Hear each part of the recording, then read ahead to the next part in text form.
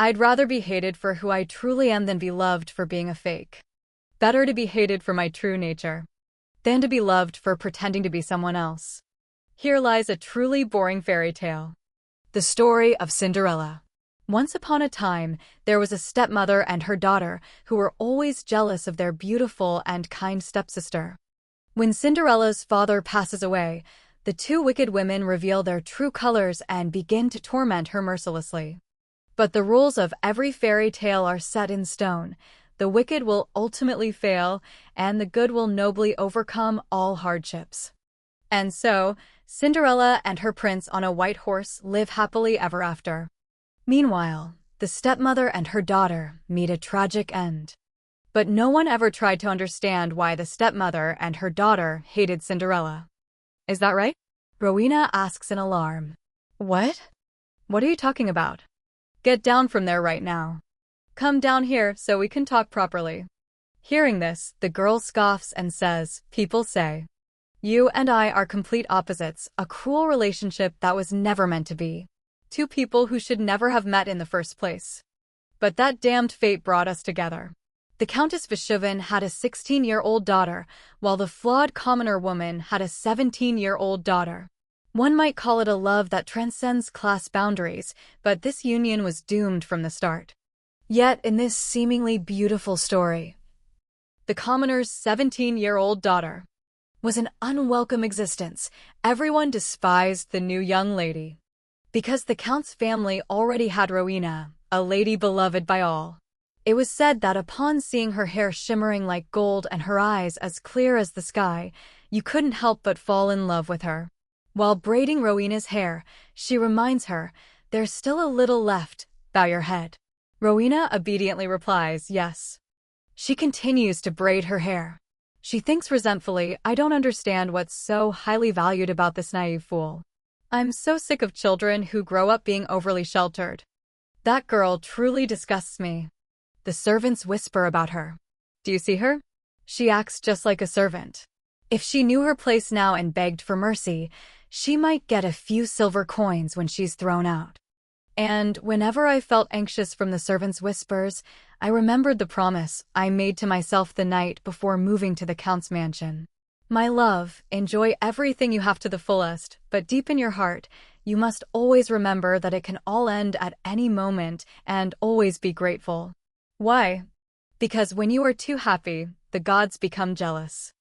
However, I eventually became arrogant because now I could see my mother choosing a dress in front of the mirror instead of rushing off to work every morning. Because I was happy that my name now had a fancy surname attached to it. But it seems that happiness was something others couldn't bear. Especially the family. They trembled with fear that the infatuated Count would give everything to his new wife and her daughter. They were wary of me, someone with no blood relation, afraid I would exploit my stepfather's affection to steal the position of the rightful heir, Rowena. So they set traps, isolating me from society. They spread, and even ignored, malicious rumors that tarnished my reputation, constantly emphasizing that I was nothing more than a useless doll, always comparing me to Rowena. That ugly duckling, obsessed with her inferiority complex, gave up on maturing and accepted living cooped up in a box. Like a blindfolded bird pecking at seeds, I ate extravagant desserts, bought dresses, and wore a mountain of jewelry. By this point, the people in the house didn't need to bother anymore, because there were already too many outsiders ready to tear apart the fattened bird. Look at her, daring to show up at a party like that. How utterly vulgar. My, how she pales in comparison to the true Lady Vashuvin. It just goes to show you can't underestimate noble blood. But there was one thing they didn't realize. The beautiful luster of this pearl necklace perfectly suits Lady Rowena. No matter how frustrated or insecure I wasn't the type to just curl up and cry. That resentful stepsister, who hated her sister so much she wanted to take everything from her. After my stepfather died in a storm, I used my mother's name to seize control of the Count's domain. Then I locked Rowena in a soot-covered room and began to torment her. I acted out all the crimes people had said Rowena suffered at my hands. It was as if I couldn't bear it otherwise. I became horrifically cruel. But what fairy tale would abandon its protagonist? In the dark of night, someone helped Rowena escape. We'll be in big trouble if we're caught leaving. This way, my lady. Why have you gotten so thin, Lady Rowena? Nanny, you came to save me. Everyone is doing all this just for you. Don't worry anymore. We will help you, my lady. As everyone had hoped, Rowena once again shone brightly. She appeared at the royal banquet and captured the crown prince's gaze. In the end, she was even named the crown princess. As for the villain's fate, it ended just as it does in the fairy tales. That is not a woman.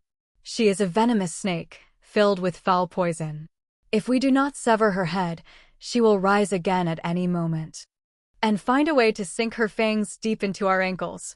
However, because my beloved Rowena has pleaded for her, I will spare her life. Please loosen her ropes a little. Rowena said so. Sissio, this is a new opportunity. A chance to start everything over from the beginning, or at least that's what she said. How disgusting. After she bestowed her cheap pity with that angelic face, as always, the audience praised her benevolence. The crown princess is so merciful. Her heart is as beautiful as her face. She is a rare, kind soul. To shed tears even for the villain. And as I fell into an even deeper abyss, how dare you torment the crown princess? Tearing out that witch's fingernails wouldn't be enough. Anyway, once she's thrown out of the palace, she's just a ragged beggar. Who cares about her fate now? That's right, by the way, if we gouge out her eyes and slash her face, she'll have to beg for death.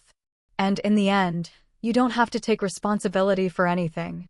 I've become the ungrateful which you all said I was. Your little maiden act is ridiculous. Rowena, my dear sister Rowena, let me ask you just one thing. At this, Sissio speaks up. Were you really unaware of everything? She asks innocently, what are you talking about? Sissio says, every time I was compared to you, I was dragged down to the very bottom of humiliation. She thinks, why did the entire Count's household act in unison? So how could Rowena, the central figure, be the only one who knew nothing? Did you really not know? You, who looked at me with eyes that seemed to say, why can't you do something so simple? With that thought, she asks again, answer me. You knew, didn't you? At this, Rowena finally answers truthfully, yes, I knew. But you were a little unusual, Sissio. Everyone else did it without complaining. And the things I do so naturally, it's hard for me to understand why you couldn't do them. Yes, she knew everything. I wasn't wrong. Suddenly, Rowena shouts, that's all in the past. We can start over if you just come down from there. Sissio interrupts Rowena, I truly hate you. Sissio steps one foot off the railing. She tells herself, endure it. Think of me for as long as you live. If I can just plant the blunder of my existence into your brilliant, fairy tale life. That alone is thrilling enough, so I will take your challenge as my companion. As I fall from the terrace where death shines brightly, becoming a fallen bird, and just like that. The story should have ended there. It had to. Is this a joke from the gods? Why is a younger Rowena than the one in my last memory standing before me? It's a pleasure to meet you, sister. I'm Rowena. So, we're family now, right? Sissio wonders. Am I dreaming? What's certain is that I have returned from death and am now forced to repeat this horrific reality. It's utter despair. The moonlight is cold. Even with my eyes closed, thoughts swirl. In the hazy moments of dawn, not knowing if I'm dreaming or awake. I can't stop asking myself, am I the only one experiencing this regression? Is this a blessing or a curse? What brought me back to this place? My body feels like it's sinking amidst these uncertain questions, incomprehensible sounds drifting through my mind. That's right, I can't remember, nor can I understand that language. The only thing that keeps me breathing is the brilliant golden light at the edge of my reach. I have to break it. To move forward with my resentment. It was a dream I couldn't understand. But strangely, I felt no need to ask any more questions. The sharp, witch-like nails and the stinging wound are proof of reality. Just as Sissio's thoughts conclude, someone casually opens the door and enters. Not even bothering to wait for her permission. The sudden entrance startles her. Her personal maid doesn't even offer a greeting, simply striding directly to the window. Then she casually pulls open all the curtains. Once finished, She turns her head and shoots her a sideways glance. Cecilia just watches calmly. She is Marie, assigned to be my personal maid. This arrogant and flirtatious woman. The Marie of the past was the same. She acted like a proud lady-in-waiting, never saying a kind word to me. And when given an order, she always followed it reluctantly. I remember one time Marie laughed heartily in my face and said sarcastic words to me. I knew you'd be kicked out one day. You look so ridiculous, wanting to be treated well when you live worse than we do. The brown-haired maid asks eagerly, and isn't the lavender the funniest part of it all? The blonde maid is extremely curious. Don't just laugh by yourself, what is it? Marie sneers mockingly. That lowly thing asked what the bubbles floating in the wash basin were. And I told her, they are bubbles from lavender oil, good for the skin. And she didn't even know it was my spit and still used it. Don't you think that's hilarious? In the beginning, I was compared to Rowena because of Marie's improper behavior, even though she was the maid assigned to help me. Until I learned how to behave like a noblewoman. Marie then quickly abandoned me. At that time, I didn't sense the injustice. Living such a surprisingly leisurely life, how would I know the kind of treatment nobles received? So there was no way for me to recognize the arrogant attitude and lack of care the maids were showing me. Now, I see their true intentions. Having thought it through, Cecilia remarks, "You don't look well." Marie asks in surprise, "Huh? No, there's nothing wrong with me. Your neck looks uncomfortable." She quickly denies it. "No, it's fine." Suddenly realizing something, she suggests, is that so? Come here." As she reluctantly steps forward, she sighs and complains, "Why are you doing this?" Before she can finish speaking, Cecilia grabs her and growls, "I thought you didn't greet me because your neck was sore?" The maid cries out in pain, "My lady, it hurts. Please let me go." "Remember this, Marie, I don't like you opening the windows on your own." Marie replies in a panic, "I will be careful, my lady." Cecilia continues to remind her, "From now on, greet me properly." She immediately answers, "Yes, my lady." As Cecilia releases her head, she gives a command, "Now, bring me the washing water." A moment later, as Marie brings the basin of water for Cecilia, she says quietly, "My lady, here is the water." She doesn't reply but smirks to herself. Although the washing water should be brought first, by default, warm water should be in a deep, wide basin mixed with rose water or herbal fragrances. It's in a small copper basin, which should not have visible scratches to the naked eye. The long lavender petals on it seem to show generosity, but they might have mixed it with water hemlock like before, causing dermatitis.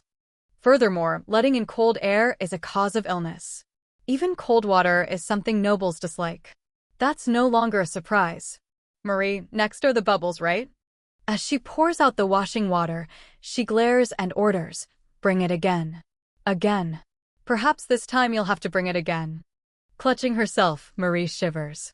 "My lady, this is the 4th time. If there's something you're not satisfied with, please just say so. Why are you doing this to me? Shouldn't you know that better than I do?"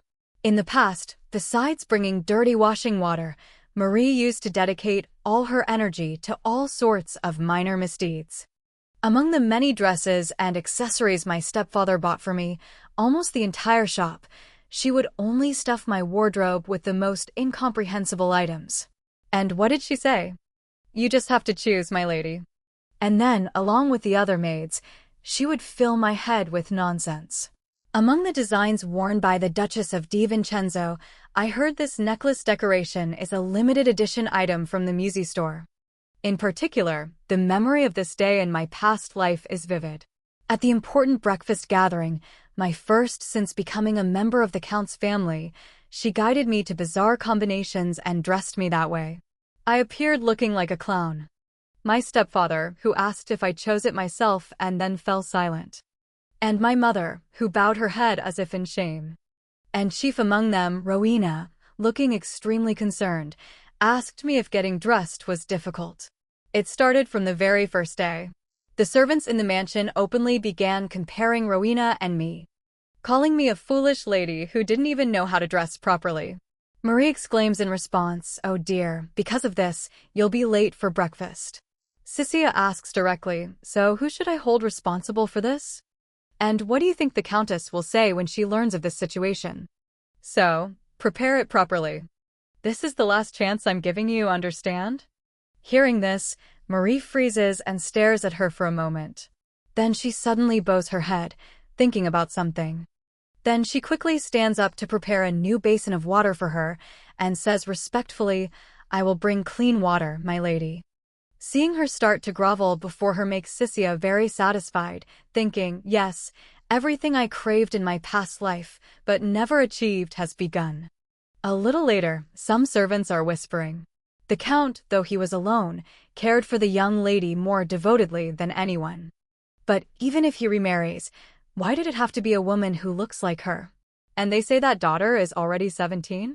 If I can flatter that young lady properly, I could get promoted, right? Young lady? Don't make me laugh. I hear she reeks of the countryside. Having to bow to people who are just happy not to be starving to death, it's so unfair I could die. Do not speak unjustly and use deceit on your tongue. Uphold righteousness and do not let it go. Then your life will not be condemned. It's not fair, someone becoming a lady overnight. It's shameful to have to pledge a noble knight's oath to a common girl. Let's make a bet. How many times will that country bumpkin cause trouble starting this morning? She probably can't even balance in high heels. She'll be stumbling all over the place. I've been looking forward to seeing what state she'll be in. For someone who has walked in shoes that never truly fit.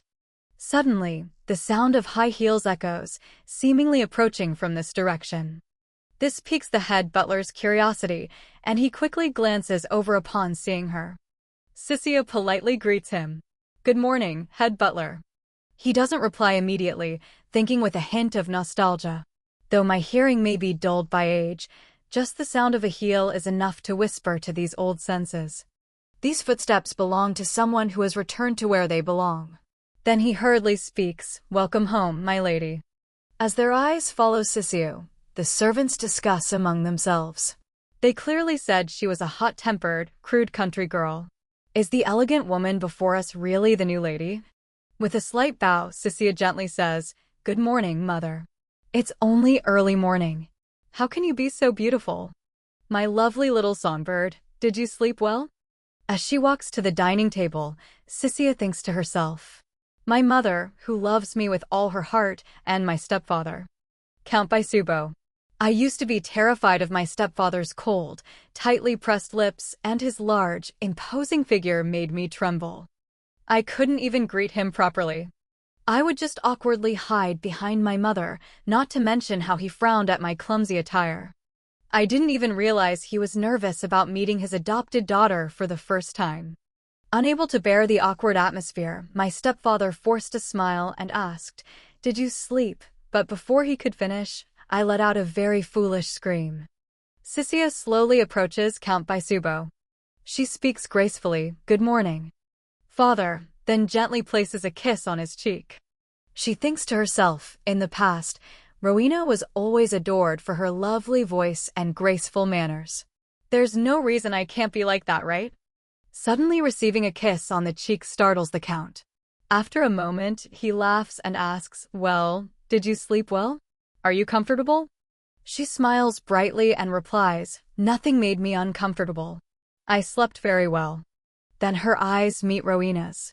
She looks at her as if surprised by something. Rowena quickly regains her gentle demeanor, smiles slightly, and introduces herself, I'm Rowena, sister. Sisia gives a faint smile and says, Sister sounds so formal. Just call me Sisia. She adds silently in her mind, simply because I have no intention of becoming sisters with you. Hearing this, Rowena asks with some concern, Sisia, how can I call you by your first name? It's fine. I don't want us to be too formal and distant. Besides, we're only a year apart. Hearing this, she quickly compromises. All right then, I'll call you that. Not sister, but Sisia. Sisia says, satisfied, remember that, Rowena. Everything truly begins from here. A short while later, breakfast is neatly laid out on the table, a warm aroma gently wafting through the room.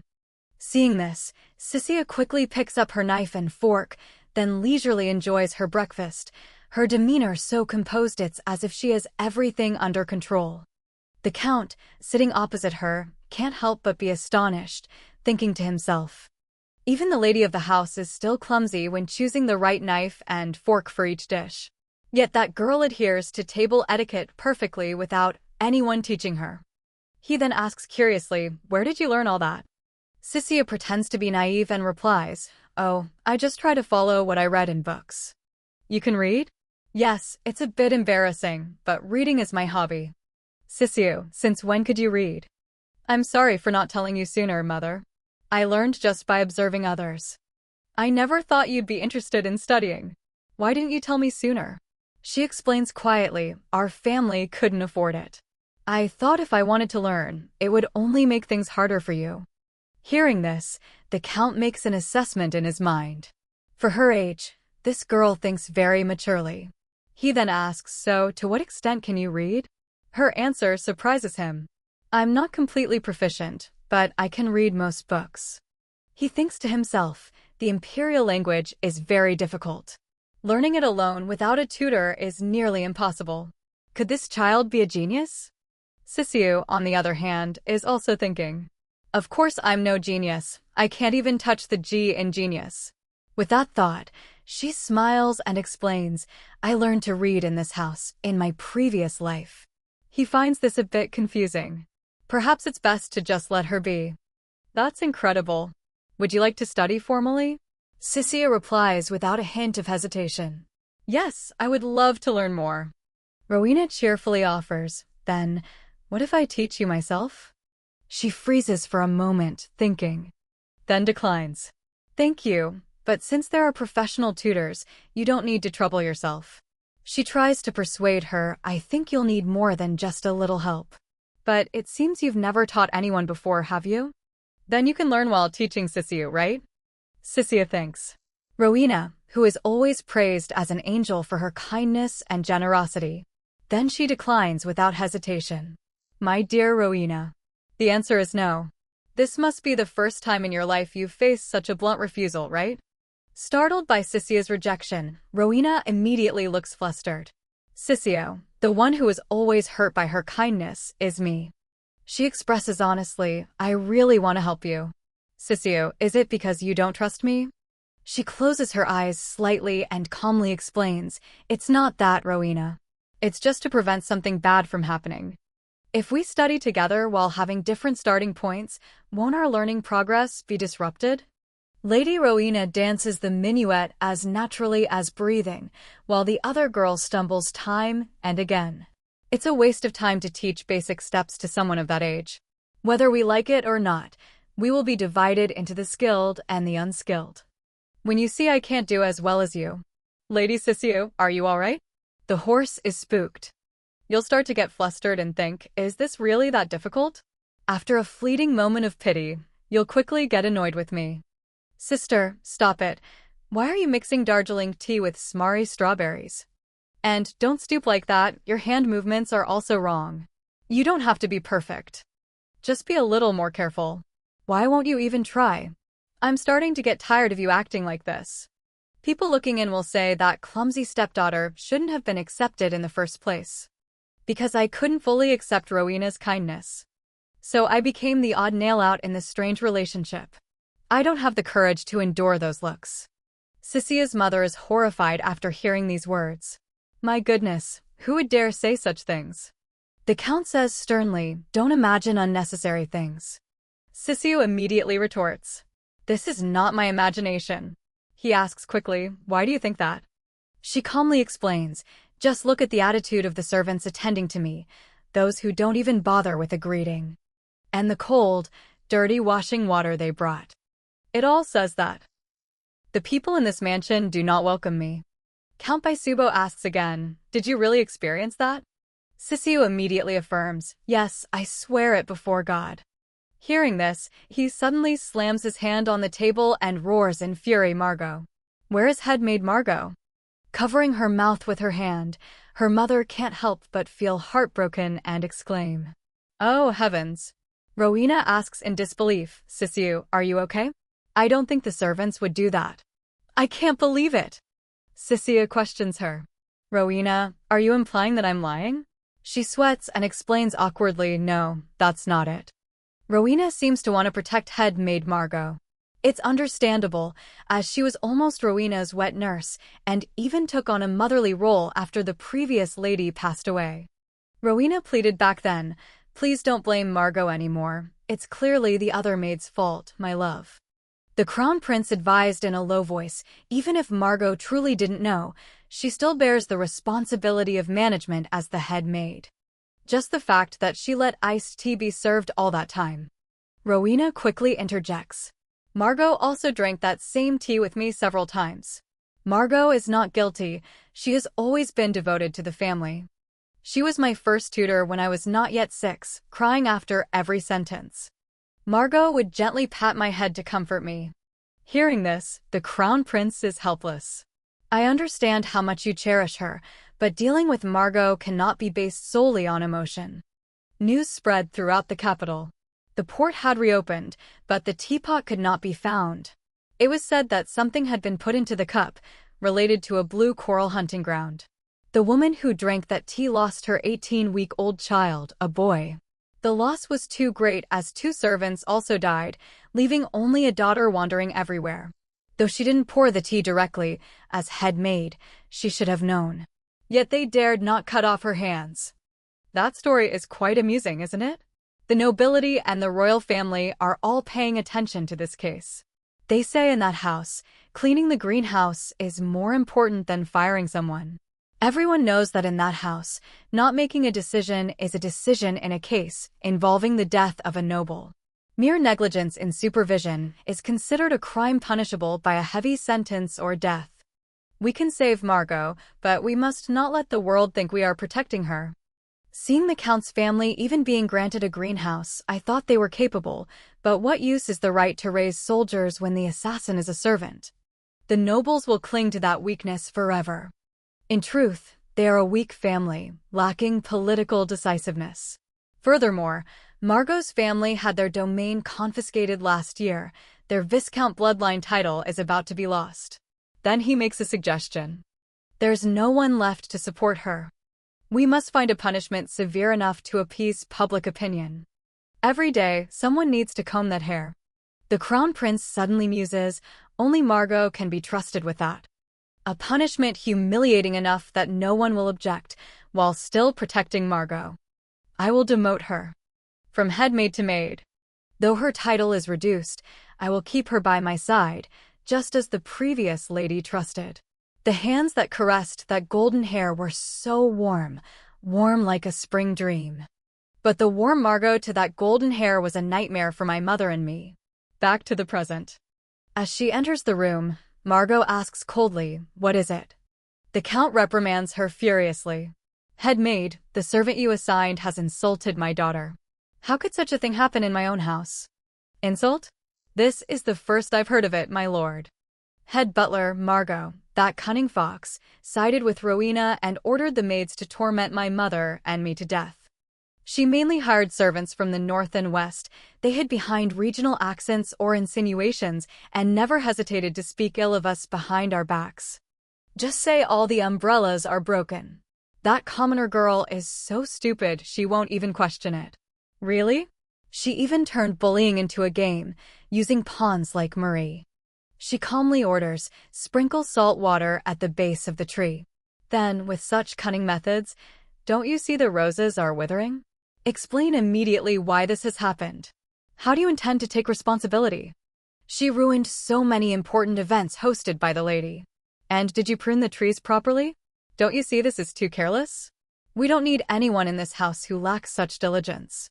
By combining the authority of a lady-in-waiting and a head butler, she has shaken the order in the mansion, ensuring my mother and I are never acknowledged by anyone. Margot asks indifferently, insult, you say? This is the first I've heard of this, my lord.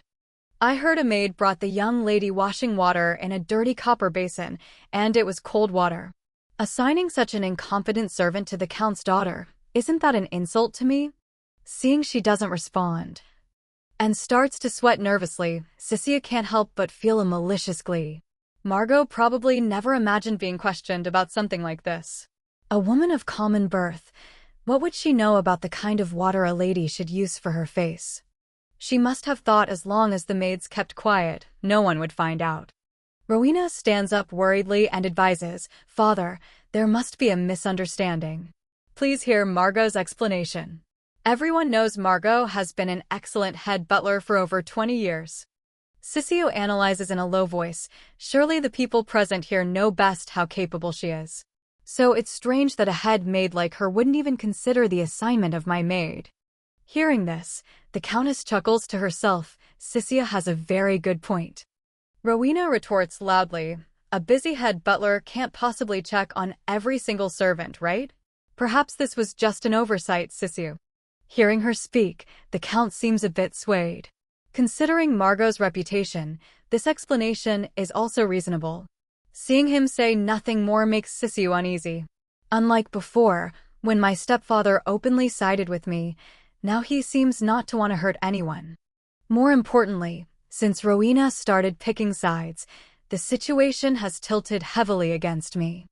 Then she lowers her voice and concedes, "Yes, Rowena, on second thought, perhaps I was being too sensitive. Maybe she was just too busy to check thoroughly.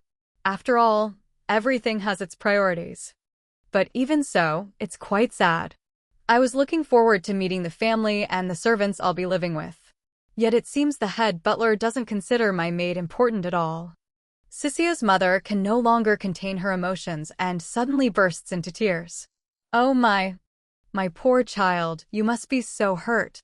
Of course your matters are important, my love."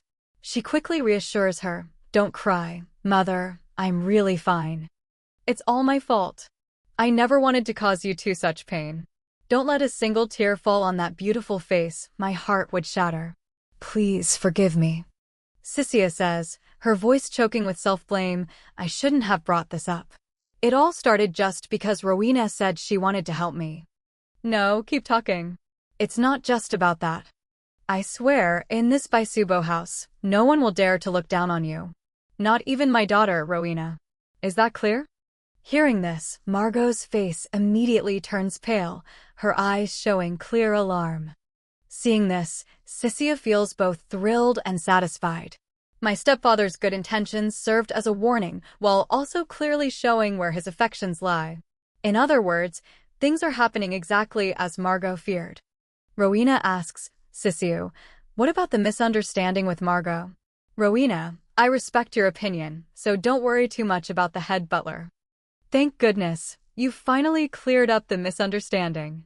Looking at that smile, Rowena seems to not realize the seriousness of her father's words. And perhaps no one else realizes it either. They probably think, poor Lady Rowena, feeling guilty for something that wasn't her fault. They'll believe that, but the Rowena I know is just desperately trying to justify her defense of Margot.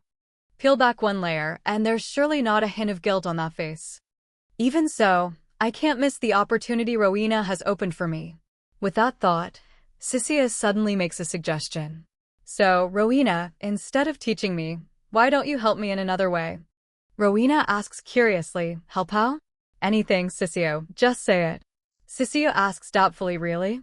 Rowena immediately confirms, "Really." Hearing this, she bluntly requests, "Give me one of your servants." She stares in astonishment and asks, "What?" Sissio calmly explains, "Let me have one of your maids to assist me. That would also lighten the head butler's burden, right? One of your current maids would be perfect. What do you think?" Rowena always treasured what was hers. To her, even a servant was an irreplaceable asset. Rowena bows her head and asks quietly, "My servant." Sissio can't help but feel disgusted. Sweet on the outside, but the mere thought of losing a servant makes her look like she's falling apart. It seems Rowena has decided to use her usual weapon. As she looks at her with tear-filled eyes, she lets out a choked sob. Sissio thinks with utter contempt. Tears. Her most powerful weapon. Rowena was never good at holding back tears when she was hurt, when she was angry, and when she wanted to justify her actions. She would sob, so no matter how rudely she behaved, people always forgave her. No, they pitied her and cursed anyone who made her cry. Like a white lily drenched in dew, tears glisten on her trembling lashes, sparkling like jewels. And when Rowena cries, She is nothing less than a weeping angel. The air falls silent, all eyes fixed on me. My stepfather looks at me with confusion. My mother seems to not understand what's happening. And Margot's eyes are filled with hatred. As Rowena's tears fall, the servants begin to whisper.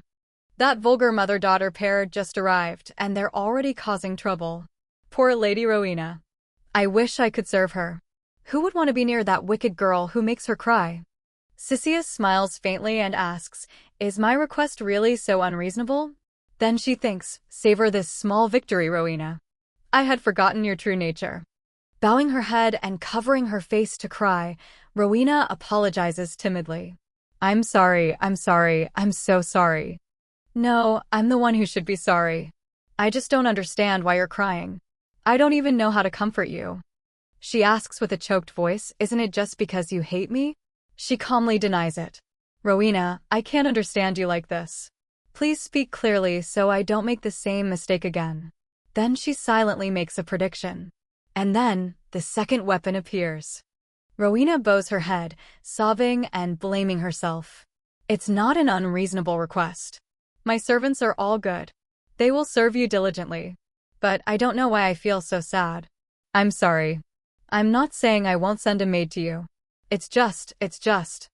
Clenching her fists, Cissia feels immense hatred in her heart.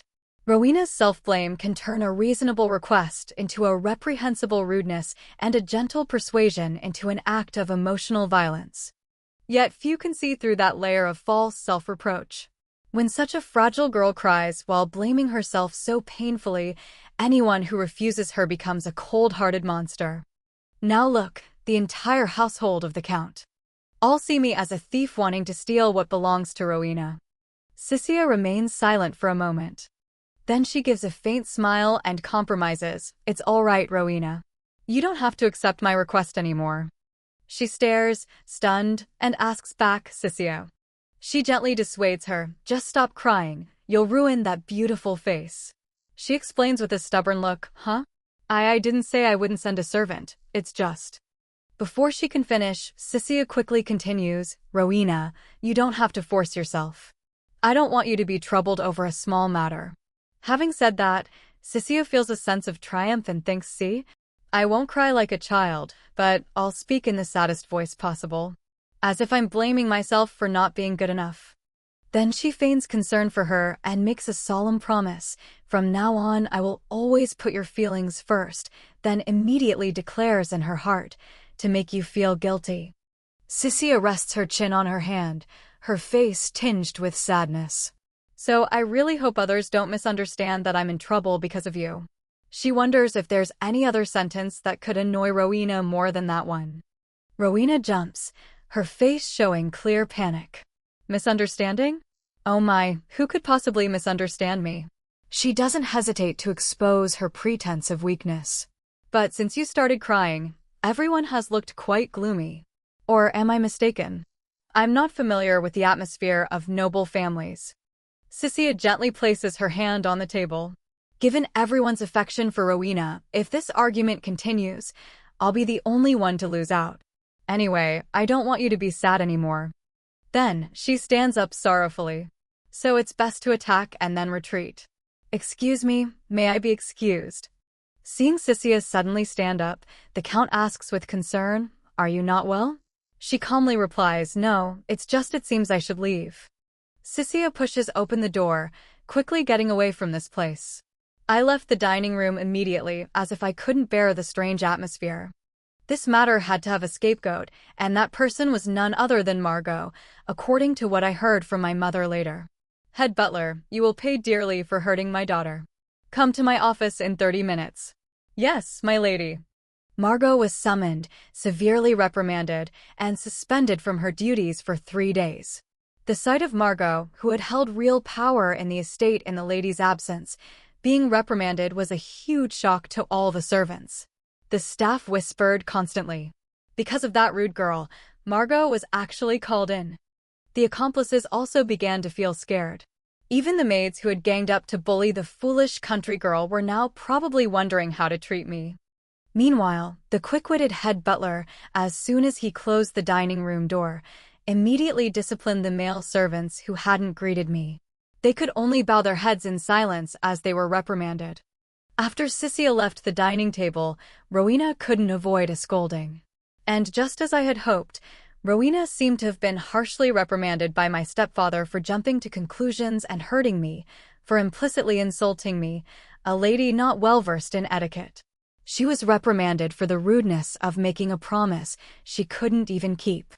Because you promised to grant her anything, send a maid to Sissia. That is an order.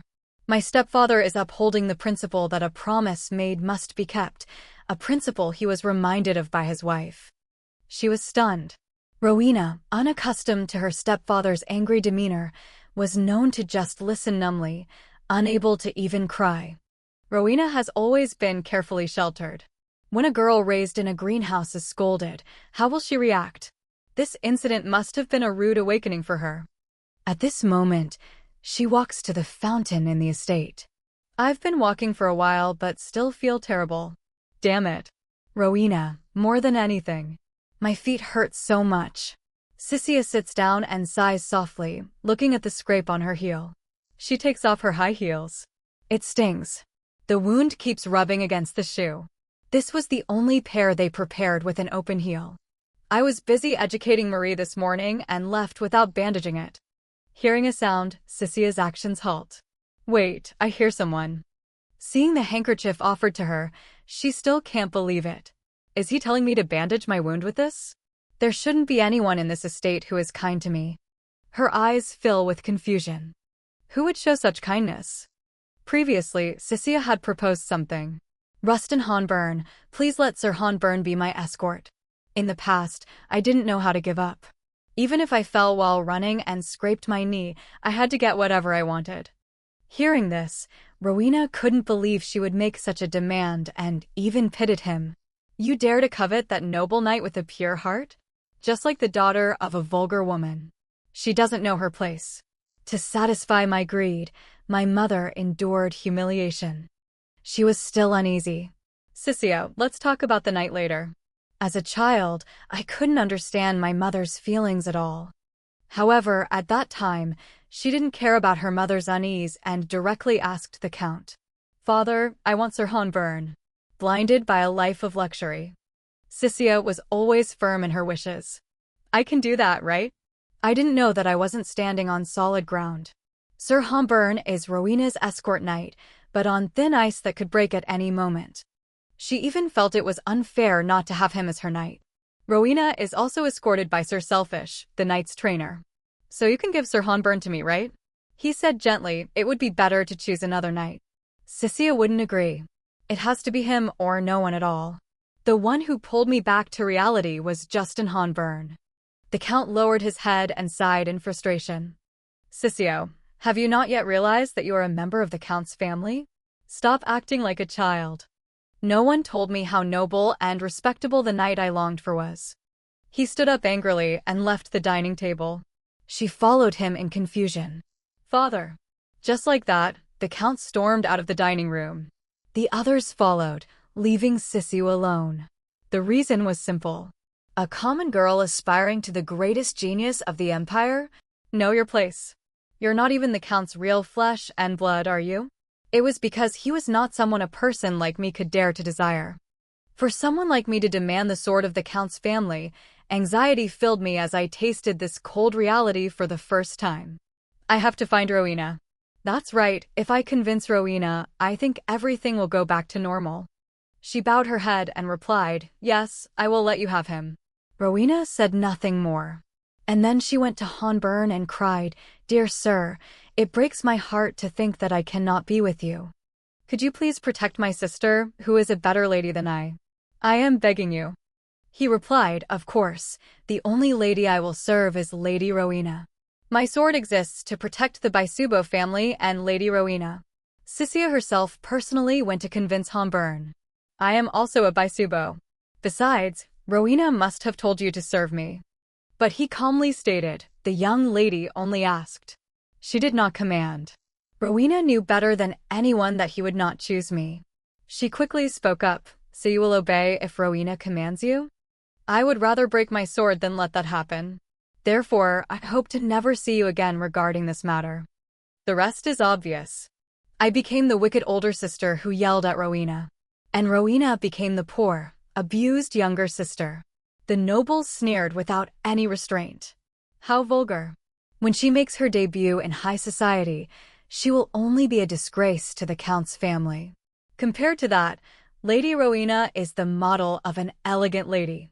It's obvious Sir Hanburn wouldn't glance at that thing a second time. Now, Cicia's image was completely shattered. Because of that day, I realized my inferiority complex towards Rowena, that I was someone who could never be loved here, and I realized that others treated me only out of a sense of duty. Remembering the scene of her playing in the flower garden and Justin Hanburn always by her side to protect her. When I learned all of this, only one thought came to mind.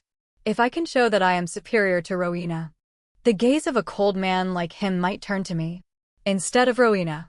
It might be a little strange, but I might have been drawn to the faint melancholy in his expression. Is love always logical? Cicia sat sadly beside the afternoon tea party. Every time our eyes met, my vision would blur, my face would flush, and I couldn't breathe. Even when he spoke to me only out of duty, I was so happy I felt like I would explode. An irrational first love. But Justin Hanburn's words turned Cicia's mood cold. I must ask you to stop bothering Lady Rowena. I hope you will stop troubling Lady Rowena. Hearing this, Cicia froze and stammered, What do you mean?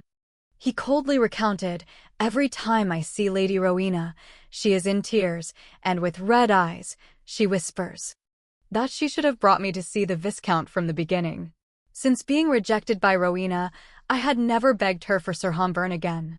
After speaking, he prepared to leave. I take my leave. Cicia stood up in a panic, wanting to explain. Wait, Sir Hanburn, please wait. However, Cicia carelessly touched the basket of pastries. It stung her, causing a series of spills and breaks. This action gave the servants in the house more to gossip about. Pfft, how shameful. Stubbornly sitting under the sun in the middle of summer, it's no one else's fault. It's a good thing she said she didn't bring an umbrella. Just thinking about a near pauper causing the true lady such suffering. That face deserves more than just a sunburn. Looking at the red, raw wound in her palm, it was a stain. Now, Cicia was fully awake, her eyes filled with resentment. If that monster disappears, Lady Rowena will no longer have to shed tears. That afternoon, the laughter of the servants continued to echo. No matter what the Baisubo family does, she's still just a monster who torments Rowena. She raised her injured hand, making a firm decision. Fine, if that's what you want, I will gladly become that monster.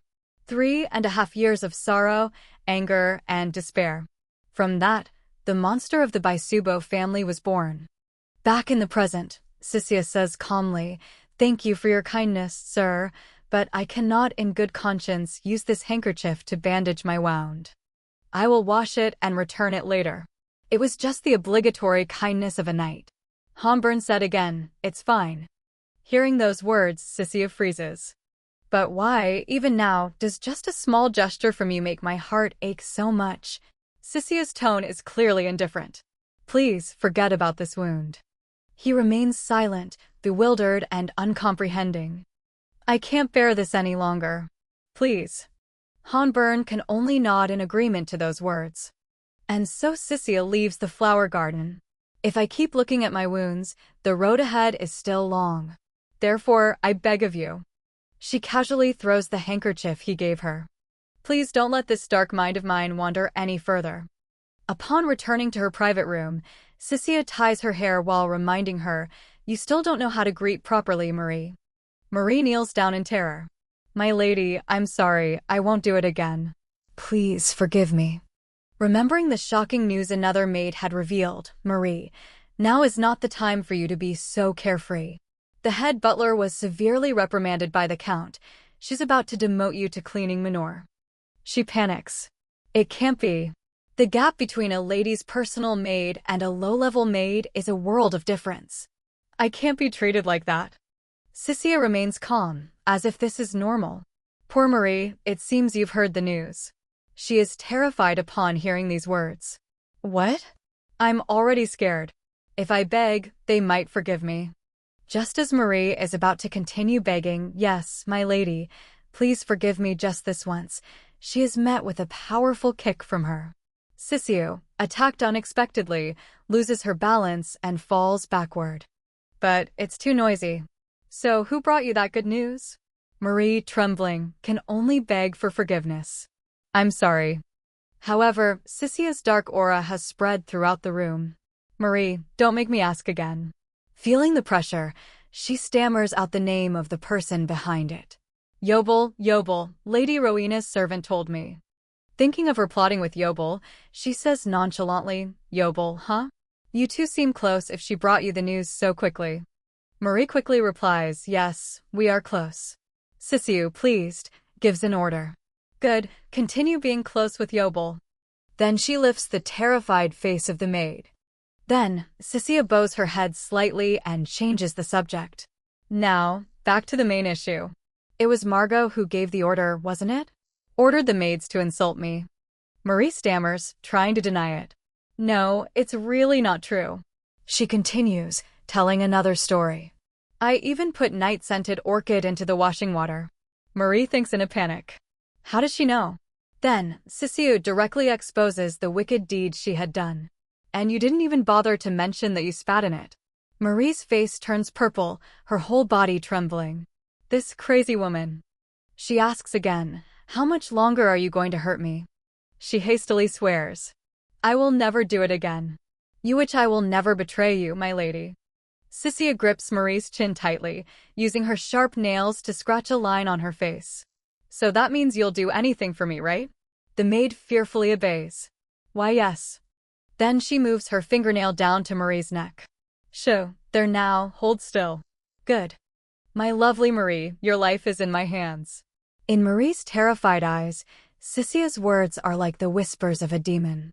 "Go tell Margot that foolish wench has forgiven me. So beg for another chance. And promise you won't fail again." She resolves to obey. "Yes, my lady." "What are you still standing there for? Go now." Marie hastily runs from the room. Just then, a maid passing by sees her and shows disgust. A commoner's room is as filthy as I thought." Marie quietly warns her, "You'd better be good, or else," not letting her finish, she wonders to herself, "Say what? Put on your hat." Then she enters the room without any courtesy. "I am Cyro, sent by the Count." Sissy mumbles, "Cyro, huh?" Suddenly she bursts out laughing internally. "Cyro, how could I ever forget you?" She speaks up. "Then you and I will have a talk. In our own way. In my past life, after Rowena became the crown princess, my mother and I were stripped of our noble titles by the crown prince, and were exiled to a mansion on the outskirts of the capital under Cyro's supervision. Cyro, recognized for her merit in saving Rowena, was promoted to a lady-in-waiting and eventually became the manager of the mansion. She constantly flaunted her power. There is no one supervising here, so I am the master." Cyro did her job quite well. Inside the mansion, everything was kept clean and tidy. It's unknown whether she genuinely thought of it as her property or was preparing for Rowena to move in, but the mansion was always splendidly decorated. However, everything in the prisoners' quarters was utterly abysmal.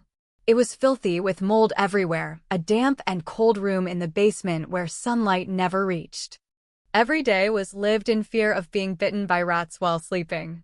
On the flea-infested bed, my mother grew weak. Soon after, she contracted pneumonia and became bedridden. Rowena sent a physician, but strangely, there was no improvement. As time passed, Cyro would further humiliate her by forcing her into heavy, luxurious attire. Even breathing fresh air was difficult. A short walk in front of the mansion was almost forbidden. Instead, Cyro would often dress my mother and me splendidly and have us ride in a carriage to the square in front of the mansion. There, people who recognized the villain would throw stones. They picked up large stones and threw them, constantly taunting. "She's not a noble anymore, but look at her, dressed so extravagantly. Feels good, doesn't it?" When she pretends to be noble while being completely unworthy, their anger never subsided, no matter how much time passed. It got to the point where I started to suspect someone was inciting them. You are being punished because you did wrong. When they threw stones at Sissy, I used to think that. Are they throwing stones for justice? But then she accidentally caught a glimpse of an excited smile hidden in the crowd. Or is it because they need a villain to throw stones at? That sharp stone hit Sissy hard on the head. Die. It seems that was the correct answer. Even so, I tried to endure it because those stones came from people I didn't even know. But the worst part was, the pen in her hand kept moving, clearly writing 2 words, she. However, even though Sissy waited for a very long time, she never came, not even once. By the time the candle burned out, leaving a thin wisp of smoke, everything had become so tiring that I no longer even wanted to scream. Not long after it became clear that Rowena cared nothing for this place, the servants, no longer needing to hide, began to display their cruelty openly. You must have been cheap back when you were a commoner, right? Why are you so arrogant now? Stop it. If you suck up to me, I'll treat you well. You're old enough to get married and have kids, right? Cyro walked over, smiling arrogantly. Jack, do you really want to get involved with a girl who doesn't even know how to bathe? He joked cheerfully, gross. Don't spoil the fun, Cyro. Sissy, with her gaunt and hollow face, always remained silent. Seeing she said nothing, she knew this joke no longer worked. From then on, the food brought was not fit for human consumption, because I no longer reacted to their bullying. Every day, they fed me leftovers made from rancid fat and moldy cheese. She would beat me if I didn't eat. She was locked in a wooden crate by Cyro, able only to cry and beg. Please, Cyro, let me out. My legs hurt so much, just a sip of water would be enough. But her pleas only excited her. It's only been a day since I locked you in the cage. It's no fun if I let you out so soon. Sissy was exhausted, wanting her to survive. Then at least please let my mother have a normal meal.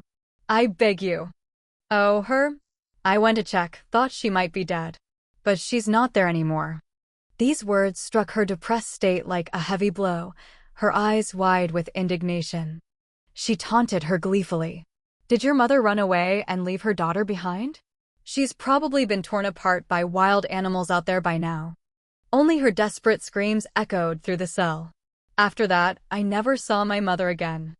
In the present, Marie returns after completing her orders and is terrified by the scene in the room.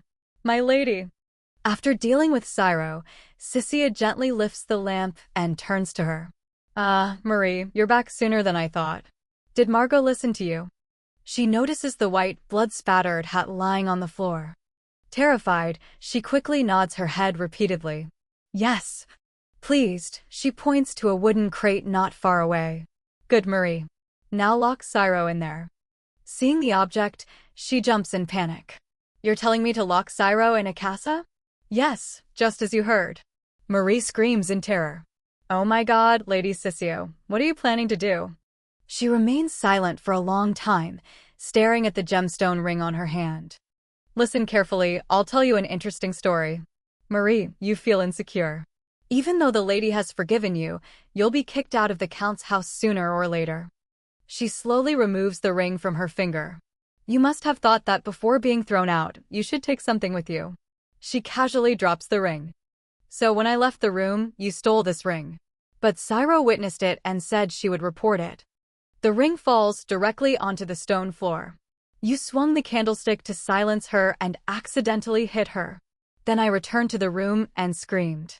Hearing her spin a story, Marie becomes even more terrified. No way, that's absurd. Sissy smirks slyly. No, it sounds very plausible. You're already known as the maid who was caught plotting against me. Cyro will be seriously injured and unable to speak for a while. She trembles with fear, cursing silently in her mind. To frame me with that false story. How could you? How could you lock a person in such a confined space? She says nonchalantly, calm down, Marie. There's a better option. You know, what if the story was that the lady was so moved by the words, I will do whatever you want. So she gave this ring to her maid. Marie, though scared, keeps her greedy eyes fixed on the ring. Are you really giving me this ring? That depends on your choice, my dear. Now, in 5 seconds, I'm going to scream. She panics, her face gradually turning purple. Wait, my lady, Sisia doesn't bother. 5. She smiles to herself, thinking, you've had the education and training of the nobility, and now you've become too arrogant. 4. Would someone like you, who considers herself moral, really cast aside all ambition? 3. To live a life of humiliation, doing menial tasks after being cast out?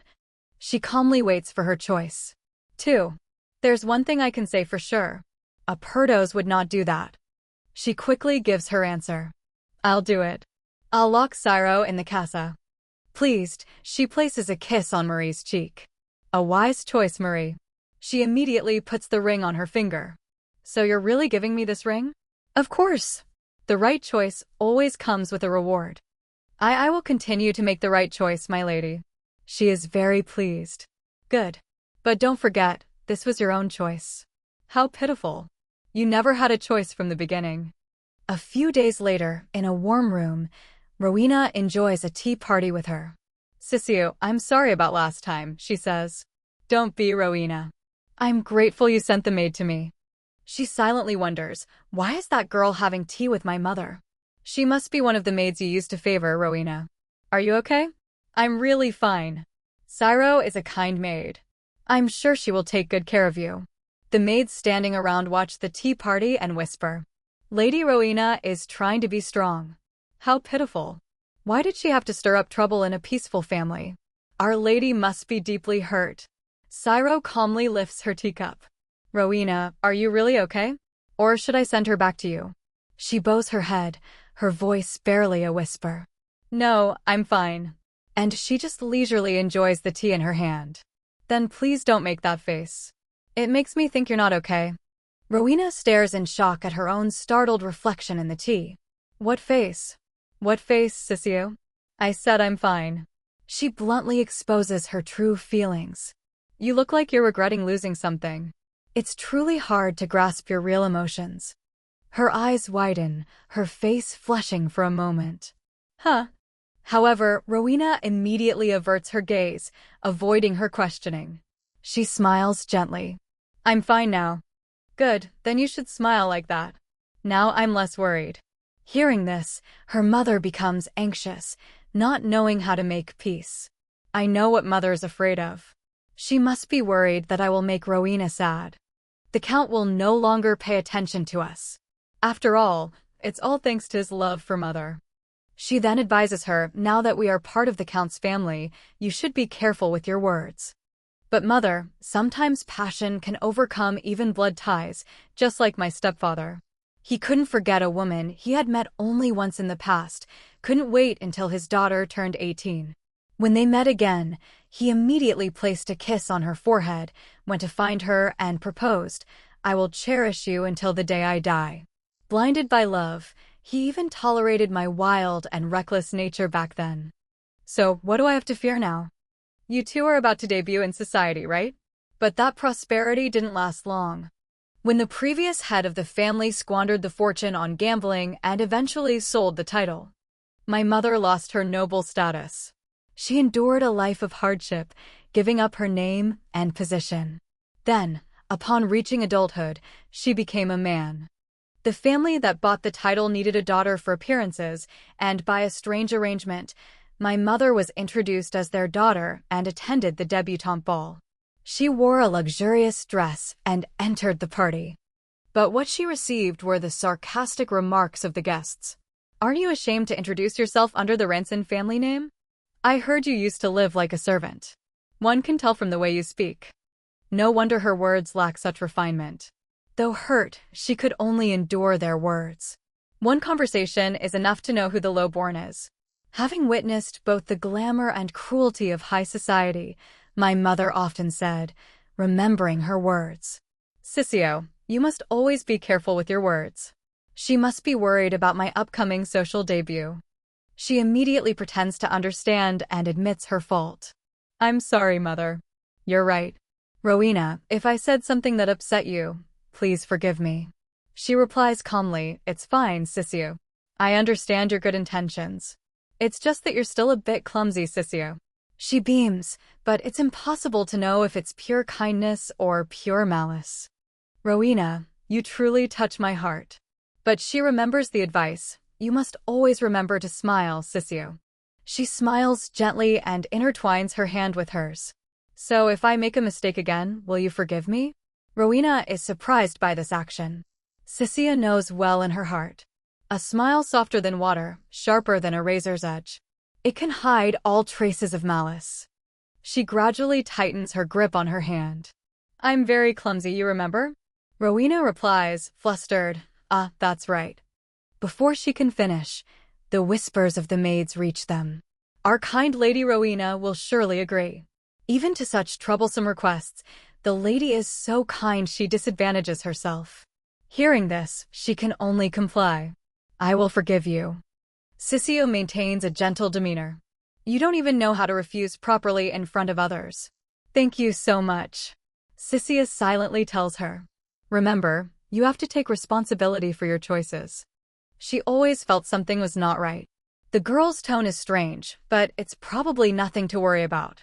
Anyway, don't bother Joanna too much, all right? She intertwines her hands. Of course, we're family.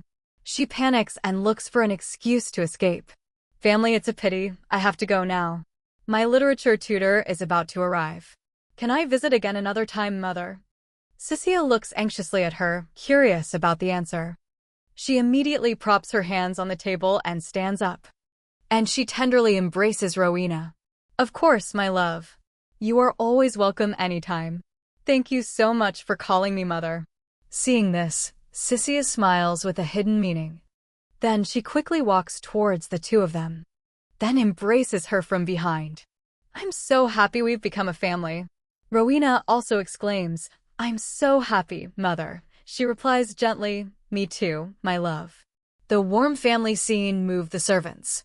Though outwardly happy, Sissio is silently cursing. Damn it. I'm also very happy because it's important that good rumors about the new family spread first, so there's no other way. Before she leaves, she waves goodbye. Then, Rowena, I'll see you at dinner. Remembering the two of them kissing each other's cheeks. Seeing she is still happy. She must really like being called Mother. If she's kissing the girl like that, it feels like something is being taken away from me. She turns back and asks gently, shall we take a walk in the garden, Ciro? Hearing that, her eyes show clear joy. That was the nickname she used to call me when I was a child. She blushes shyly and takes her arm. She gently strokes her hair. My most beautiful daughter in the world. How childish of me to feel relieved by just this touch. In the vast garden, the two of them walk together. Ciro, you don't like Rowena, do you?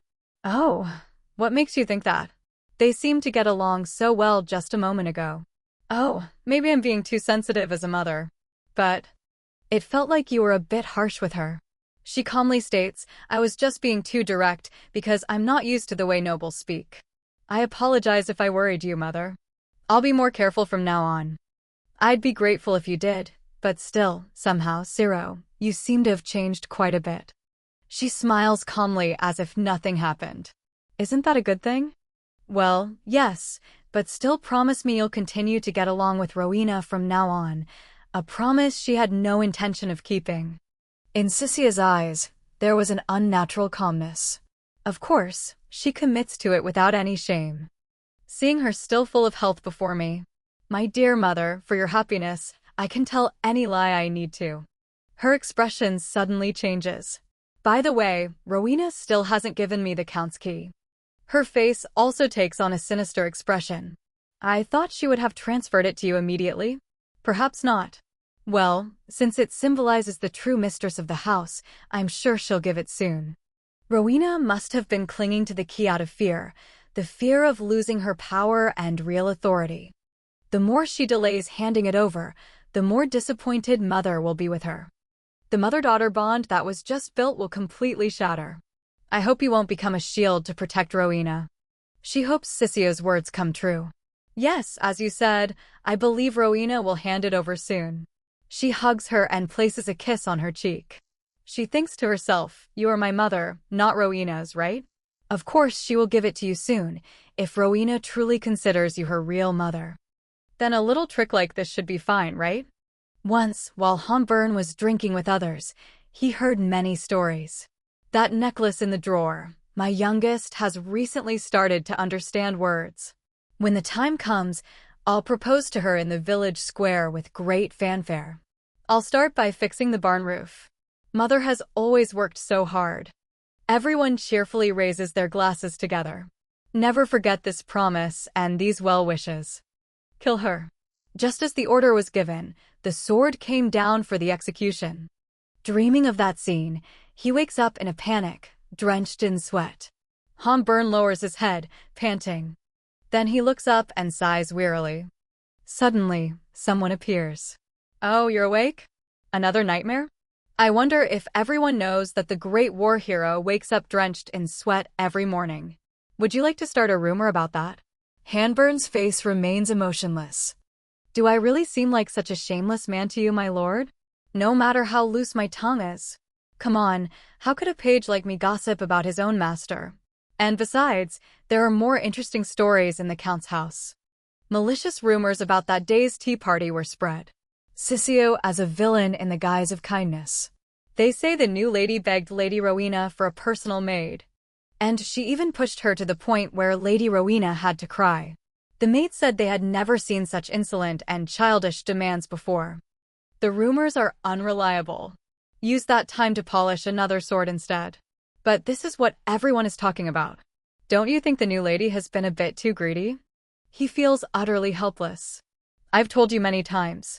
He immediately turns and leaves, recalling Hanburn's previous advice. A knight must not speak of injustice nor have deceit on his tongue. Uphold righteousness and do not let it go.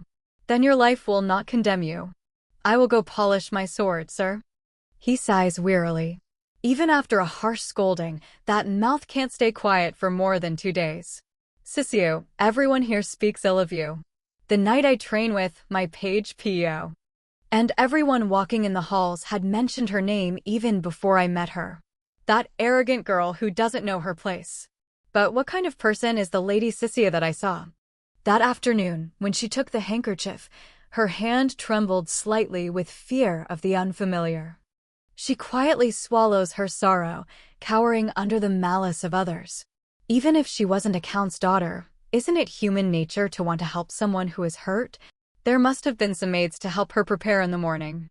So why did no one treat the wound on her foot?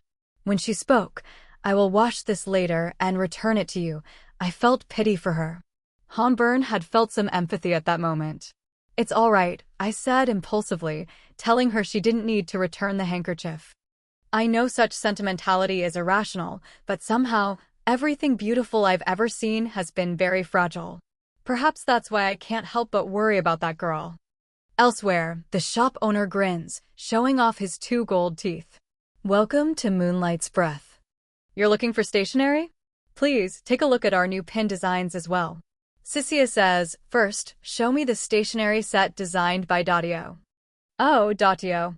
My lady, you have excellent taste. 10 minutes ago, people were clamoring, are the items displayed in the window sold out? The owner replied, let me check the stock. Looking at the crowded shop today, it seems the sky lantern has gone out. What does the sky lantern has gone out mean, manager? The manager quickly replies. It means the sky lantern shop is closing. Newbie, if it's sky lantern, the shop renowned as the best seller in the capital. Where's the owner? The shop owner warns. Don't be so reckless looking for the owner. There are pins. There are only 3 cases where you're allowed to find the owner. 1 is when his daughter comes, 2 is when Sky Lantern goes bankrupt. Or that's right, I know, they say it doesn't matter, give me the rarest thing. A big customer. Back to the present, Sissio is negotiating with the shop owner. Datio's Rosarium collection would be perfect. To have the resources to buy the entire collection of a master like Datio. This is the only set left and it's very expensive. Are you sure? At that moment, Sissio had firmly stated, price is not an issue. The shop owner was extremely skeptical. Such a wealthy person, how could I not know them? Sissio makes a request, please soak all this paper in rose water and dry it for me. The shop owner thinks, looks like a nouveau riche lady, no lineage but with extravagant taste. Soaking a finished product in rosewater is quite difficult. I'm afraid I can't do it, my lady. No matter how much you pay, I don't take such demanding requests. She smiles faintly. I am Sisia Baisubo. Do it. He is startled. Baisubo? Sisiu of Marquis Baisubo? I heard the stepdaughter is very rude, but she is so elegant. It is a great honor to meet you. If it is for the Baisubo family, I can personally make 10 bundles of paper soaked in rosewater. Sisia suddenly says, no, 30 bundles. I will entrust you with the paper I will use for the rest of my life. I will come once a month to choose the latest fashion designs, and you will soak them in rosewater for me. Can you do it? He thinks. It's a pity she's the stepdaughter, but this is a chance to keep the Count's family as a regular customer. But Moonlight's Breath prides itself on having the best rosewater paper-soaking technique in the Empire. But with our current level, I don't know if we can make more than 20 bundles a month without ruining them. Sisia reminds him. This paper is for Lady Marianne de Chatillon. He jumps. My goodness, this paper will be sent to the Rose Palace? Sisia nods. Yes. Don't you want to be the bridge between me and her? It's possible. Moonlight's Breath could eclipse Sky Lantern. Are you still hesitating? The woman at the center of rumors and stationery. Very well, I'll do it. A great wind is about to blow through high society. Is it her again? Everyone is painting her. She got lucky meeting a talented painter and immediately became the muse of the art world through a nude portrait. At first, she brazenly claimed it was an unauthorized exhibition. It's obvious she begged to be painted to get attention, otherwise how could she be so shameless? They say even the emperor summoned her to the palace. Does it make sense for a girl who's practically a circus act to shake the entire empire? From one person to another, amidst scornful laughter and fascination, perhaps even vulgarity must yield to such enchantment. Her name is Lady Marianne de Chatillon. She immediately captured the emperor's heart and became his mistress, wielding more power than the empress. Chatillon was so obsessed with society gossip that it was rumored all rumors flowed to Chatillon.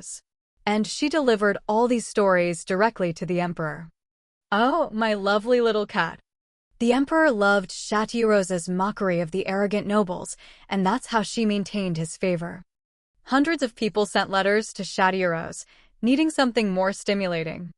It is said that if your letter is chosen by the lady, you will receive gold and jewels. Everyone disguised themselves as storytellers and revealed the shameful secrets of others. A compelling comedy must have a stage, right? And it was at that moment that the lady established an opera house exclusively for the emperor. As a trendsetter, she couldn't help but adorn everything with the best, the most seasoned opera actors. The flawless performances of the court orchestra. And what Chatillon most desired to find was, it is said that furniture crafted by the artisan Benjamin Swazzle has incredibly unique and beautiful patterns. These pieces, when combined with the mysterious culture of the Eastern continent, become splendid yet exude an exquisite elegance. I dare say his craftsmanship will certainly not disappoint the lady. I will introduce the craftsman that Chatillon once painstakingly sought, before she does it herself. This time, I want to be the one to approach first. Perhaps Chateau Rose found it interesting that I dared to be hostile towards Rowena, whom everyone praised. In the past, Chateau Rose had also shown great interest and favor towards me. But foolishly, back then, it seemed the low-born blood in us had met, and I kept my distance under everyone's judgmental eyes. Sissy ordered her servant, send it to the Rose Palace as soon as possible. But now I understand that so-called noble honor easily crumbles before power. I've used the private room you lent me. The shop owner rubs his hands, smiling. So soon? You could have stayed a little longer. Precisely, so I must create allies who will stand by my side, even if it's just one day sooner. With that thought, she replies, I'm busy, I'm leaving. Marie, don't dawdle, follow me. What was that? Just as Sissio is about to fall. A courteous hand quickly reaches out. Oh my. It seems I've been rude. Sissio quickly thinks of someone. Could this be Siren, who is said to charm others with his voice? As dangerous as the Black Wave Coast. He carefully supports her waist. Are you all right, miss? Sissio is very surprised. At the same time, I've never heard such a sweet voice. He asks again, "Are you all right, miss? I'll help you up." "My lady, I think it will be difficult for you to move through the crowd on your own." She thinks not letting go would be rude, but it's true she can't get out on her own. Sissio glances around. Everyone is both panicked and eager to show off. My lady, I will also escort you. I will push through." "Hey, what?" Sissio has no idea what to do in this situation. She lets him clear a path through the crowd, while he protects me from the jostling. This person, how skilled is he at escorting? Sure enough, Sissio soon sees the sky outside. She quickly regains her composure. She says, "I don't know which family you belong to, but you have been a great help. How can I repay you?" He quickly refuses. "No, I was the one who caused the problem in the first place." Sissio thinks, that enchanting voice is still making my ears tingle. He continues, "So you don't need to worry about it. A well-educated lady shouldn't even lift her head to look at a man's face." Sissio was not originally interested in the face of the person in front of her. But then she realizes, eyes glowing a strange, vivid blue, and a gentleman with an unadorned appearance. If he appeared in high society, he would be the talk of the town. Why don't I remember him from my past memories? Suddenly she asks, "Are you acquainted with Lady Shadeuros?" "I don't understand why you ask that. I happened to overhear you mention her name briefly, and I think that piqued my great interest. There are always beasts craving for bones that still have meat on them." His previous answer startles Sissio, and those like them, it's not rare for beasts to circle around power. But he and them, something is far superior. Above all, in his blue eyes flashed contempt and disgust. Emotions that were hard to ignore. What should I do? I have no connection with Lady Shadeuros. I'm just using another little trick. A trick? This shop owner is very greedy. He won't even glance at anyone who can't bring him wealth or influence. He only displays high-end goods when a powerful person visits, so I just pretended to have a connection with the lady for the purpose of obtaining the desired items. Just for some letterhead? Are you saying it's fine if my honor is tarnished by this misunderstanding? Sissio shakes her head calmly and replies, "No, we are simply doing what is beneficial for ourselves.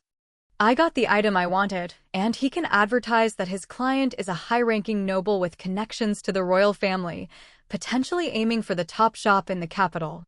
How despicable. Do you know this is something only a swindler would do?" Sissio laughs candidly. "Yes, I won't deny that. So, what's the problem? Everyone trades on the name of Lady Shadeuros, even the nude artwork she owns. Although the emperor gifted her a castle at Shadeuros, and raised her status to Marchioness, and her becoming the emperor's mistress. Imagine how fierce the public reaction was. People remember the star of the Feline circus. People adored Shadeuros while also despising her, buying literature and paintings that mocked her. And regardless of background, everyone became a beast devouring her. Do I need to give an example? At the same time, hoping for even a crumb to fall, there are always beasts craving the remaining meat on the bones. People flock to Shadeuros. And it's not just them eavesdropping shamelessly. But young master, you are also trying to connect with the Marchioness. I don't understand why you are being called a swindler. He is momentarily stunned by her words. I have been rude to you, my lady. I don't know how to apologize. She thinks he doesn't seem remorseful at all. How can the rudeness that has already occurred be erased? But let's consider it fair for the help I received in the shop. Suddenly, he takes her hand. Then places a kiss on it. A generous calculation. I am Theodore of the Beaches family. Sissio thinks to herself, a kiss on the left hand. What a strange person. I am Sissio of the Baisubo family. If our roles were reversed, I would do the same. Theodore smiles. You must be the lady from the rumors. And you, young master, seem to have never even heard those rumors. Theodore replies softly. That makes sense. To know the truth behind the curtain, few dare to cast aside their fear and jump into the darkness. Are you confessing that you are a dangerous person? Theodore doesn't refute it. If so, will you push away the hand I've taken? Those who don't take risks gain nothing. Sissio shakes her head. No, I will pull you closer. If it brings me a moment so beautiful I want to stop time, I fear no danger. For the first time, Theodore's face shows a hint of hesitation, and then he bursts out laughing. Sissia watches Theodore without blinking. For the first time, a smile that seems to come from the bottom of his heart. The next second, Theodore suddenly collapses beside her hands. Because of that sudden action, Sissia's face flushed red. Her fragrance is like gnarly oil. But our acquaintance ends here today. My heart aches for the cruel passage of time. So I look forward to seeing you again someday, Lady Baisubo. Sissia glances at the crowd gathering behind her. Then she says to herself, "You're drawing too much attention, my friend." Why is he exaggerating so much? For one person to receive such excessive affection, people whisper to each other, "Who is that woman?" She thinks again, "It's not good to receive attention even before my social debut." We started with the prejudice that my mother and I are vulgar. Because she had a child but still seduced the count. It's not good to make others wary who are already against the new lady of the Baisubo family. As Sissia steps outside, Marie and the guard quickly run up. "My lady, we were delayed by the crowd. Did you manage on your own?" "Yes, I'm fine." "Alone? Where did that man go?" "He vanished in an instant." He asks questions as he pleases, and then disappears after satisfying his curiosity. What a rude person. Marie asks timidly, "My lady, is something wrong?" Sissia quickly turns away. "No, it's nothing. Let's go back now." I can only hope that man won't casually speak of today's events. More importantly, what did he really want when he asked about the connection to Shadeuros? Is it too far-fetched to think I've met the mastermind? The one whom my past self couldn't meet because I didn't go out on this day, Gravita, and thus remained unaware until I died. Before stepping into the carriage, she turned her head back one more time. She saw a blinding light in the distance. Sissio opens her mouth as if to say something. But then she just laughs unconsciously. "See you next time." I don't know if he saw my carriage, but seeing the loud laughter pour out. I'll consider this round a draw. Night falls, Sissia's room is bathed in moonlight. Marie cautiously speaks. "My lady, are you sleeping?" Sissio asks, "What is it, Marie?" "Sairo is desperately calling for you, saying she was wrong. She couldn't even last 2 full days." The malice I saw in Sairo was surely just an empty illusion, like a sandcastle that would collapse meaninglessly if it couldn't be under Rowena's shadow. Marie asks, trembling, "What should we do, my lady? Will you release her now?" Sissia says, "Go bathe Sairo and give her some thin soup." To win someone's trust, you must use the stick and the carrot appropriately. Apply herbs to Sairo's wounds and wrap them in linen and clean the inside thoroughly. Marie was very surprised. "Are you forgiving Sairo?" "Forgive? Did you just utter the word forgive?" However, only the stick is needed for Sairo. If head butler Mago is the mastermind, then she is just a loyal pawn carrying out the mastermind's plan. I heard that commoner visits Lady Rowena every night and screams at me to hand over Lord Homburn. She is so loyal she would devise all sorts of malicious schemes. Last time, Our Lady fell ill after drinking black tea that her mother recommended. Furthermore, Sairo was the one who stepped up and helped Rowena escape so she could attend the royal ball. "My lady, I am here." And it was Sairo who laughed triumphantly behind Rowena's back when my mother and I were imprisoned by order of the Crown Prince. Knowing that blind devotion, do you think I would accept her surrender so easily? Marie trembles and falls to her knees. "My lady, if you don't forgive her," Sissia cuts Marie off. "I can't kill her, can I? Considering the time I've been in this mansion. Now, hurry and go. If we want to get Sairo back inside before morning, I will keep Sairo locked up until she is completely obedient to me. Until Rowena's people become my people. Until there is no one left by Rowena's side. Rowena, I will fall to the bottom of hell with you. You will have to regret that choice." Dionysus, the god of wine and madness. From birth, he was bound by Hera's wrath.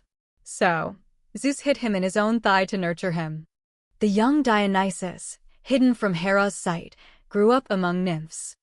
But upon reaching adulthood, Hera found him and inflicted madness upon his mind. Dionysus wandered the wilderness, seemingly having lost himself. But in the end, He learned to control both his wild instincts and his reason, then returned to his motherland, teaching the poor how to make wine. He gave them wine and festivals. And though this fervent worship was suppressed by the nobility, the weak still gathered quietly in secret. At first, it was just a simple dance, synchronized steps, arms rising, gentle movements initiating the ceremony. But as the wine flowed, people's eyes gradually changed. They danced like wild beasts, trampling the grapevines, and the rhythm became more fierce and frenzied. Laughter resounded, wine spilled under their feet. They would tear their clothes. And in that ecstasy, even the lowliest were united with their god. That festival was called the Dionysia. Sissy exclaims while cutting her meat.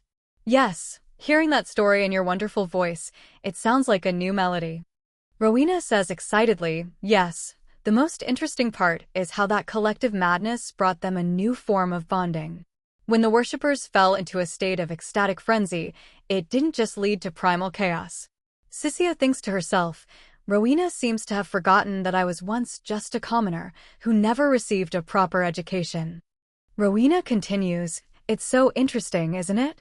The birth of that unusual bond, a deviation from the normal social order. Rowena's words make Sissia find it laughable. If not, why would she prattle on in a language born only to make an uneducated person feel ashamed of their own ignorance? With that thought, she smiles faintly and replies, exactly.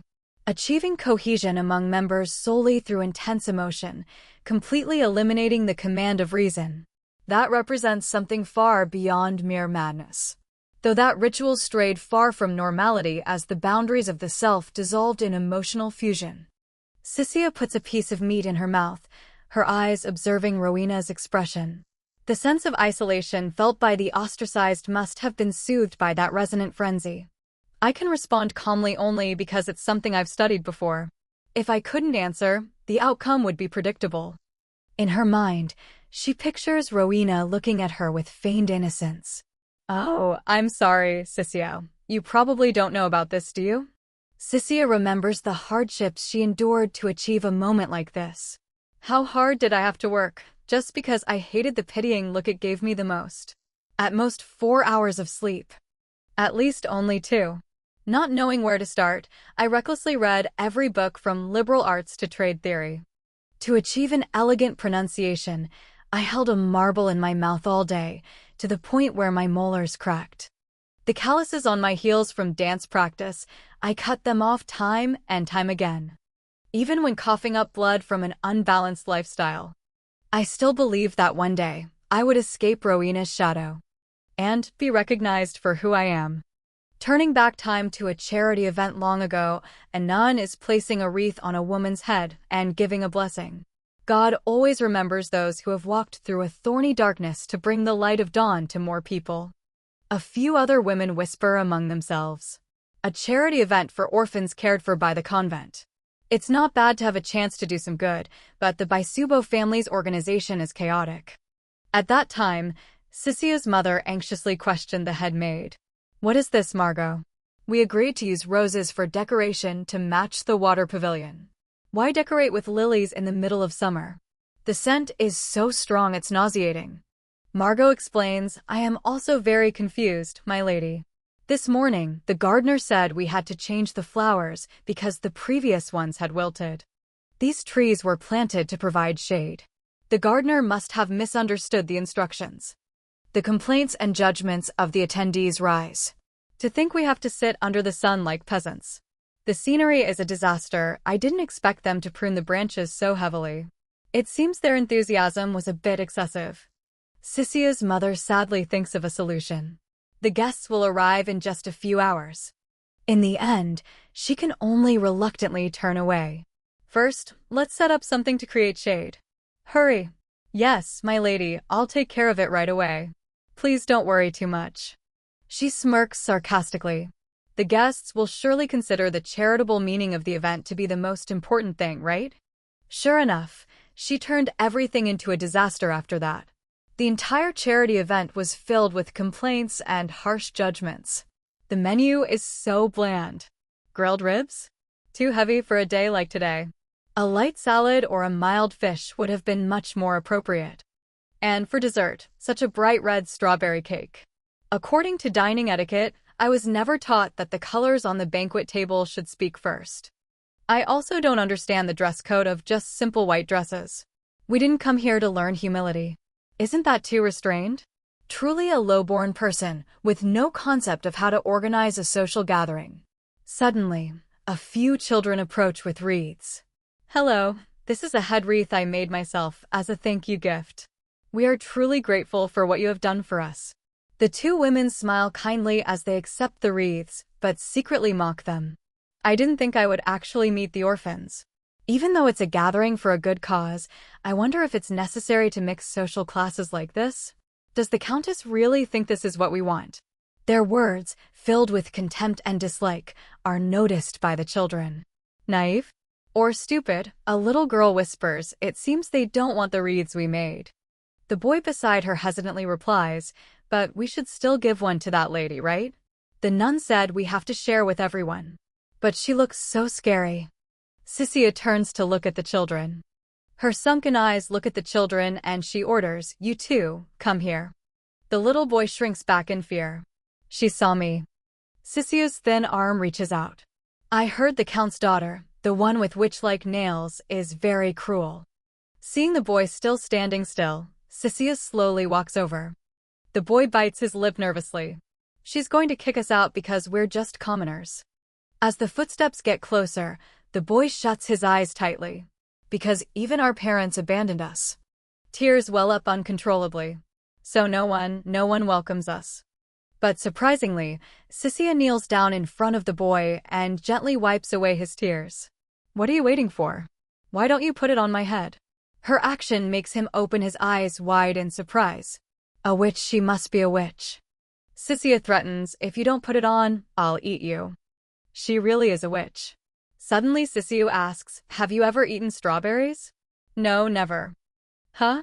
Never eaten strawberries? Her friendliness has made the children smile more. She asks again, is that what you want to eat? Well then, since there's nothing else to do, follow the butler and eat some strawberry tarts. Really? We can really eat them. Yes, and me too.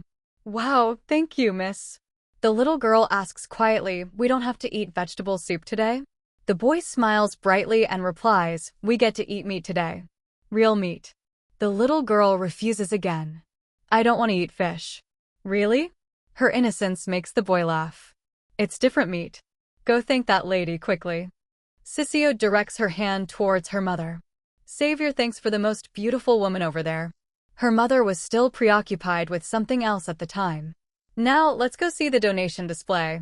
She doesn't forget to add, and hey, don't eat so much you get a stomachache. Remember to pack some to take home. The children obediently listen. Yes, miss. Sissia silently reflects, even back then, I still wanted to find a reason why I was always the outsider. Suddenly someone exclaims, oh my, look, Lady Baisubo's embroidered gloves. Are those gloves bearing the Count's family crest? So that means whoever owns them will be under the family's protection? What a meaningful gift among all the donated items. The technique is truly special. The way she expresses the subtle shades like flowing water is astonishing. Because of those compliments, Sissia felt a glimmer of hope. So I told myself, it's all because I haven't tried hard enough. They continued to gossip about the consequences. And on top of that, she embroidered dozens of pairs of gloves so that many children could receive them. How wonderful, it must have taken a lot of effort. Sissia reassures herself. If I just try harder, maybe someone will acknowledge me. But their final words were like a splash of cold water on her face. Lady Rowena is truly a kind person. At this, her heart shatters. And I had clung to that foolish hope. Lady Rowena is a person of great kindness. I embroidered these gloves myself. Seeing this, the others quickly whisper among themselves. Meanwhile, Sissia's eyes become vacant. Really? Is this truly Lady Sissia's work? Immediately, she replies without hesitation, yes, I. Suddenly another girl unexpectedly interjects. That's right, as she said, it is Sissia's work. Although this is the first time I've seen it with my own eyes, I know how much effort she put into today. As the words ended, a murmur rose from the crowd. Did she really make it herself? Sister, since when did your skills improve so much? It's incredible. After hearing this, Sissia coldly replies, Thank you, Rowena. Their voices rise again. Yes, when did she get so good? Nearby, Rowena suddenly claps her hands lightly, her face full of admiration. A few weeks ago, the number of times you visited Lady Corey increased dramatically. Turns out you were learning the craft. Hearing this, the crowd can't stop whispering. Corey Admin Josephine, the embroidery genius, right? Isn't Lady Corey from the East? Of course. If it's her, then this level of embroidery is entirely possible. They say she uses a technique completely different from traditional embroidery. There's no way a lowly commoner like that could do it alone. Now everything is clear. Sissia slowly admits, I did receive guidance from the lady, but I made the gloves with my own hands. But before she can finish, someone else's voice cuts in. Oh my, what is that? The veiled artwork, judging by its size, seems to be a wall hanging. Although the technique is not as refined as Sissia's, I also want to share this work with everyone here today. At this, Sissia's face becomes colder. Rowena says as she pulls the red curtain aside, I hope this embroidery, which represents the shared heart of all of us, will be hung on the convent wall, bringing dreams and comfort to the children.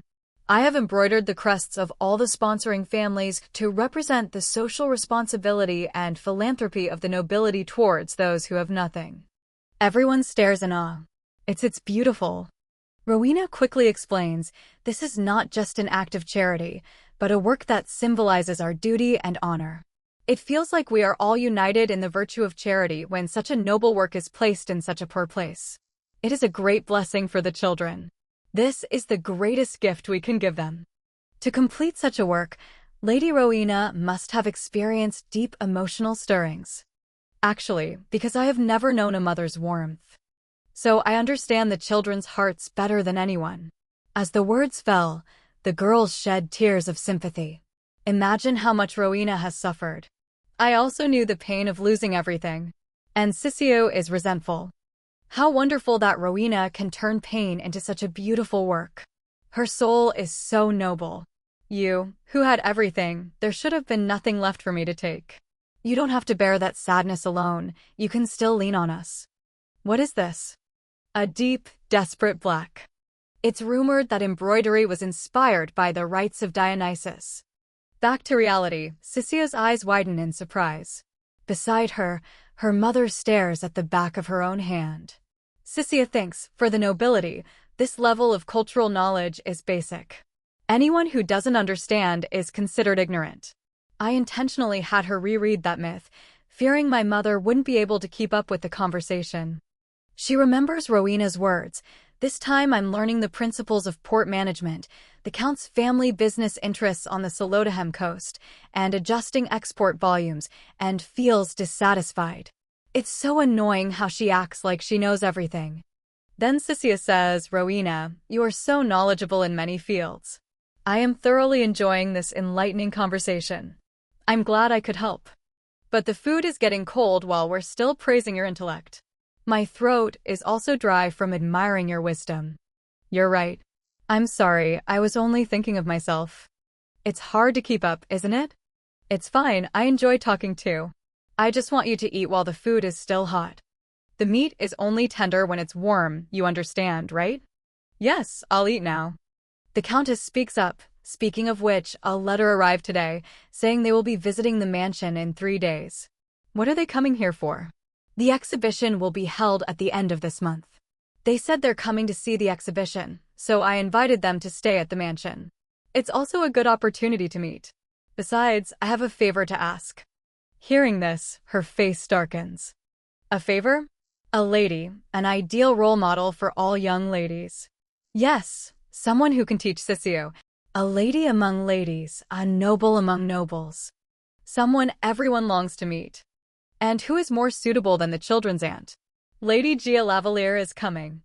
In Sissia's mind, a memory surfaces to teach me as before. Her mother suddenly says, yes, that would be a great honor. Sisia thinks. When my mother first met the lady, she just looked at my mother in silence without saying a word. Silent as if my mother was not worth speaking to. As if my mother's existence was not worth acknowledging. And after more than an hour of that heavy silence, the only words the lady uttered were, I have wasted my time. A common woman with nothing worth observing. My dear, Lady de la Valliere trampled on my feminine pride without mercy. Sisia sinks into an endless anxiety. Suddenly, her mother unexpectedly grips her hand tightly. Looking at her affectionately, Sisia reassures her. Mother, don't worry. But if Aunt takes charge of teaching me, I'm worried it will be difficult for her. She will teach the basic principles of etiquette and dignity that a young lady should have. Besides that, there are many other subjects: history, literature, embroidery, horse riding, dancing, and more. The Countess continues to reassure her, don't worry, these subjects will be taught by private teachers. Then that's a relief. I was worried Aunt would have a hard time. In my past life, my father's side also hired all new teachers. To not overlap with Joanna, just to make me comfortable. She can't help but go to him and kiss his cheek. If she didn't remember him, she would have died. Runa is a person raised with the strict etiquette of the central nobility. The regional custom of showing affection with a kiss on the cheek would be somewhat strange. After a moment, he can't help but laugh happily. That's not a noble's behavior, but in a way, it's still very lovely. Opposite her, Sisiu also smiles brightly and thinks to herself, most of the etiquette I will learn is probably knowledge I already have. I will hide what I know, pretend to be naive, and study harder, absorbing everything without missing a single detail. I will do my best as a member of the Baisubo family, to gain a reputation for diligence and talent on par with Rowena. With that thought, she replies, yes, I'm looking forward to it. In another development, a soft voice is heard. So, please call me if you need anything else. All right, you may go now. There's one more year until my debut in high society. The perfection of a lady can be learned from my aunt, Lady G. Lavalier. But how to become a superior lady, one who easily manipulates others, is quite difficult to learn in the stifling noble society. To crush Rowena, I need something that captivates everyone. Not just beauty that instantly mesmerizes, but something higher. Something secret and dangerous like the veil of night. But one can't help but be drawn to it. Why did that man pop into my head? But directly applying his methods to myself as a woman would be very difficult. Chatieros would be the best in this field, but I don't know when she will reply to my letter. And she's also in a situation where she needs a nobler reason to compensate for her political shortcomings, so there's no way she would discuss such matters. Who should I look for? As long as I can bring Rowena down, I'm willing to learn from anyone. Even if they are criticized as vulgar and filthy. So then suddenly, someone asks, are you the lady of the Baisubo house? Sisiu's eyes widen in surprise. Just because I was thinking of him doesn't mean I wanted to see him. And Theodore exclaims, oh hello. Excuse me for not observing etiquette due to being drunk. Seeing this, she is somewhat sarcastic. Flirting with a woman outside. I also didn't recognize anyone while crossing the bridge because of the vines. Besides, have you always been this kind of person? The image of a lustful, lecherous man. At this moment, Theodore tries to lift his heavy body. I should greet you properly, but he immediately falls forward. Theodore also knocks over the wine bottle placed near it. He sits motionless on the bench. Theodore asks, will you help me? Suddenly, someone's voice rings out, chiding, you said you would only drink 2 bottles. You're the type who only sleeps after drinking more than 3 bottles. I'll wipe your neck too. Sisiu is surprised. But that woman looks familiar. She can't help but exclaim, lovely. A charming smile that could enchant anyone. A slender waist that transitions into graceful curves. Meanwhile, Theodore, not fully conscious, mumbles. Once again, I send my respectful greetings. Seeing the affectionate scene before her, Sisia begins to comment. But judging from her playful attitude, she doesn't seem to be a proper noblewoman. Even after knowing who I am, she still pretends not to know and shamelessly waits for me to introduce myself first. For some reason, it seems quite provocative. I'm not here to exchange social pleasantries. I'll take my leave now. Hearing this, Theodore is immediately confused. What? Leaving already? He quickly grabs her hand. Sit down and talk with me. I'm sure it will be a worthwhile time. Paranwan will be your conversation partner. She exclaims, oh, asking me to be your companion without even a proper introduction. How rude must I appear to you, my lady? I turned down other invitations because I enjoyed this party so much. How heartless. If I'm treated like this, I'd rather go back to my shop. I rejected all my pre-booked clients and this is what I get? Sissia thinks she flirts so shamelessly even in public. Invitations to the shop and rejected customers. She is essentially announcing herself as a Perdos. So, what will the noble lady do now? It once meant a fallen woman. They were scorned during the day, and at night they sold their sordid affections. Valued less than cheap meat hanging at the butchers. Hated more than plague-infested rats. The lowest class of the city, Perdos. The image of the noblewoman appears sarcastically. Just breathing the same air as this filth disgusts me. Sissia once again sinks into thought. Any noble with self-respect, upon knowing her identity, would feel disgusted and leave immediately. Knowing such looks, Paranwan must have hesitated to speak. At the same time, Theodore just rests his chin on the back of his hand, contemplating. Sissia puts on a cold, confused, and annoyed face. I don't know what you were expecting, but I will not follow your request. Sissia stares at the person in front of her. Suddenly, Theodore speaks up unexpectedly. How interesting, my lady. This makes her a bit confused. What do you mean? The fact that you are still standing here. What did you expect? It seems you've forgotten who offered the seat first. Poor me, I hope the wine will clear your head soon. Because my request was really just that. Sissia thinks, looking at Paranwan. A spark of curiosity in her eyes, along with a vague sense of caution. It almost makes me laugh. Thinking this, she speaks up, do I need a special reason to sit here? Just call it a whim. On the other hand, I'm curious about your motive. Why did you grab a lady's hand so rudely? If it wasn't to humiliate me, then you should apologize right now. Theodore of the Beaches family, I offer my deepest apologies to the lady. Sissia crosses her arms sarcastically. It's not entirely sincere, but it's acceptable enough. I will accept it generously. Glory to the mercy of the Bivans family. Though annoying, his voice can melt anyone's heart. So then, Paranwan, you can't just stay silent now, can you? The person of lower status must greet first. At this, she stands up. Hello, my lady. I am Paranwan.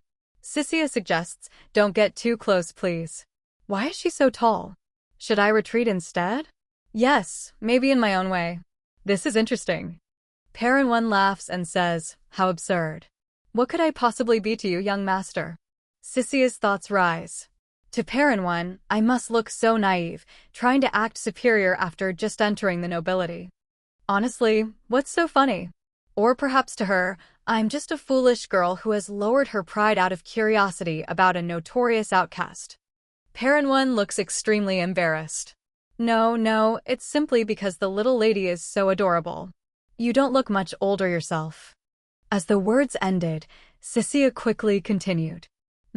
Even so, I'm not too young to hold a man in my arms. What do you use to keep your skin so soft? To her, I must look like a young girl obsessed only with beauty and fashion. No matter how much you apply what commoners use, it can't compare to the good products of the nobility. My cosmetics are never enough because of noble pride. I can't ask directly, so I only half listen to seem less desperate. Hearing this, Paranwan doesn't hesitate to answer, they're just store products, so I don't remember exactly, but if you're that curious, come visit sometime. Sissio is a little confused. Why would I go to a place for men? Paranwan replies, if it's you, my lady, the women would flock, leaving the men behind. Starting with me. This statement makes Sissio furious. Meanwhile, Paranwan just smiles gently. Seeing this, Sissio closes her eyes. Her gaze disarms me, as if I'm looking at an innocent kitten. Sometimes, being underestimated makes things easier to achieve. Suddenly, Paranwan speaks up. More importantly, you came to the park quite early today. I thought I'd take a walk by the river to get some air. When in trouble, it's best to let things take their natural course. But the present doesn't always bring peace. They say dead fish float with the current. Sounds like you'd rather swim against the current. Something like that. So, what about a river that can change the course of fate? Sissio just listens in silence. Parent 1 holds up the card. On the table, it means an invitation to the river. We'll see which card dares to go against this flow. Sissio asks, are you betting with questions and promises? Yes. But Parent 1 replies off topic. We'll use petals instead of chips. Plucking petals for each bet sounds tedious. Then how about this? The loser pays the entire pot at the end of each round. Sissio immediately realizes. Normally you'd only lose the amount you bet into the pot. Doing it this way would be easier and more dramatic. Sissio is a bit worried, but that puts too much pressure on the one who folds. Parent 1 says, then we'll exclude the bet or raise made right before folding from the total pot. Normally that wouldn't be returned, but I guess this is a temporary rule since we don't have chips. We'll each take 3 colors. You can only pay with the petals you're holding. If you think I'm beautiful, you can give me more. I asked if you'd give me more? I like pink the most. So once I lose my colored petals, I can't get them back, and the goal is simply to take the opponent's petals instead. For every 10 points you take from your opponent, you get to ask 1 question. And those Q&A sessions are only valid for our 10 rounds. Free raise from 1 to 3 pots, with a limit of 1 raise per betting round. So if I win a hand, I can ask 1 or 2 questions. 90 points will earn a favor, and 130 points will earn a promise. Sissio wonders, what's the difference between a favor and a promise? A favor is, let's say, a conditional and limited promise. Sissio's face darkens in thought. She just replaced chips with petals and adjusted the pot calculation rules. I can't see any other traps. As for the cards, I'll deal the first hand myself and check. She asks, however, this seems like a losing game for me. So, what do I gain in this Puto's match? Oh, don't be so sure there's nothing to gain. Who knows, maybe I'll be the one to grant your wish, my lady. Without stakes, it's just a game of cards. That's easy to say, especially for someone who's all talk. If you're not satisfied, you don't have to play. However, if you don't want to give anything up, it's simply a matter of not losing. So, will you play? Sissio sneers internally. Her provocations are so shameless. However, I've already made my decision anyway. At the showdown of the 7th round, Parent 1 gently places her cards on the table. A top pair. This round is yours, my lady. Then I'll ask 1 question. Of all the Perdos, why do you think young Master Vishis chose you? In the past, young nobles known for their debauchery would cause a stir by bringing their Perdos even to public events. The reason they would parade a woman who was not their legal wife was, this one is different, that she is not just for satisfying mere physical pleasure, not a common Perdos, but a courtesan with whom he shares a spiritual bond. That is why a Perdos kept publicly must be a courtesan already famous in high society, or possess enough charm and grace to be worthy. Otherwise, she would make her patron a laughingstock. After a moment, Parent 1 bows slightly and replies, the reason the young master chose me, I can take that to mean the reason my patrons seek me out, right? Not many people can truly see into someone's heart. But I can. I can see what people try to hide and what is silently gnawing at them. People want to hide themselves, but they also want to be seen. To accept that contradiction. Perhaps that's why my patrons choose me. Sissio frowns slightly. If we call the desire to hide something a secret, then how do you discover that secret and how do you accept that contradiction? Parent 1 remains calm. I can sense people's secrets even if they don't tell me directly. Some reveal them by talking too much, and others by talking too little. A secret doesn't just end with being hidden. What's important is how one hides it. Sissio's face looks a bit stubborn. So if I don't even know what the secret is, she's telling me to start with how it's hidden? Accepting contradiction means not trying to define everything perfectly. It's simply about witnessing it with them. The deeper I dig, the more ambiguous it becomes. Suddenly, Sisius seems to lose patience and asks, so, have you decided not to ask a question after all? Perrin teases back, is that a question? Sissio is very cold. No. Then she glances at her fingers, which are covered in white powder. Opposite her, Perrin expresses her sincerity. If you don't like the pollen on you, should I flick all the petals? My arms are long, you see. Sissia says sternly, do as you wish. Perrin hands her many petals. Round 9. Both are still playing cards together. On one side is a plate of blue petals, on the other, yellow. Sissia thinks, I bet too much on the flop. I should have stopped at 23 pots. Fold. With this hand, we are tied at 85 points each. Anyway, both of us are only 5 pots away from a favor. Perrin places her card on the table. Shall we start the final round?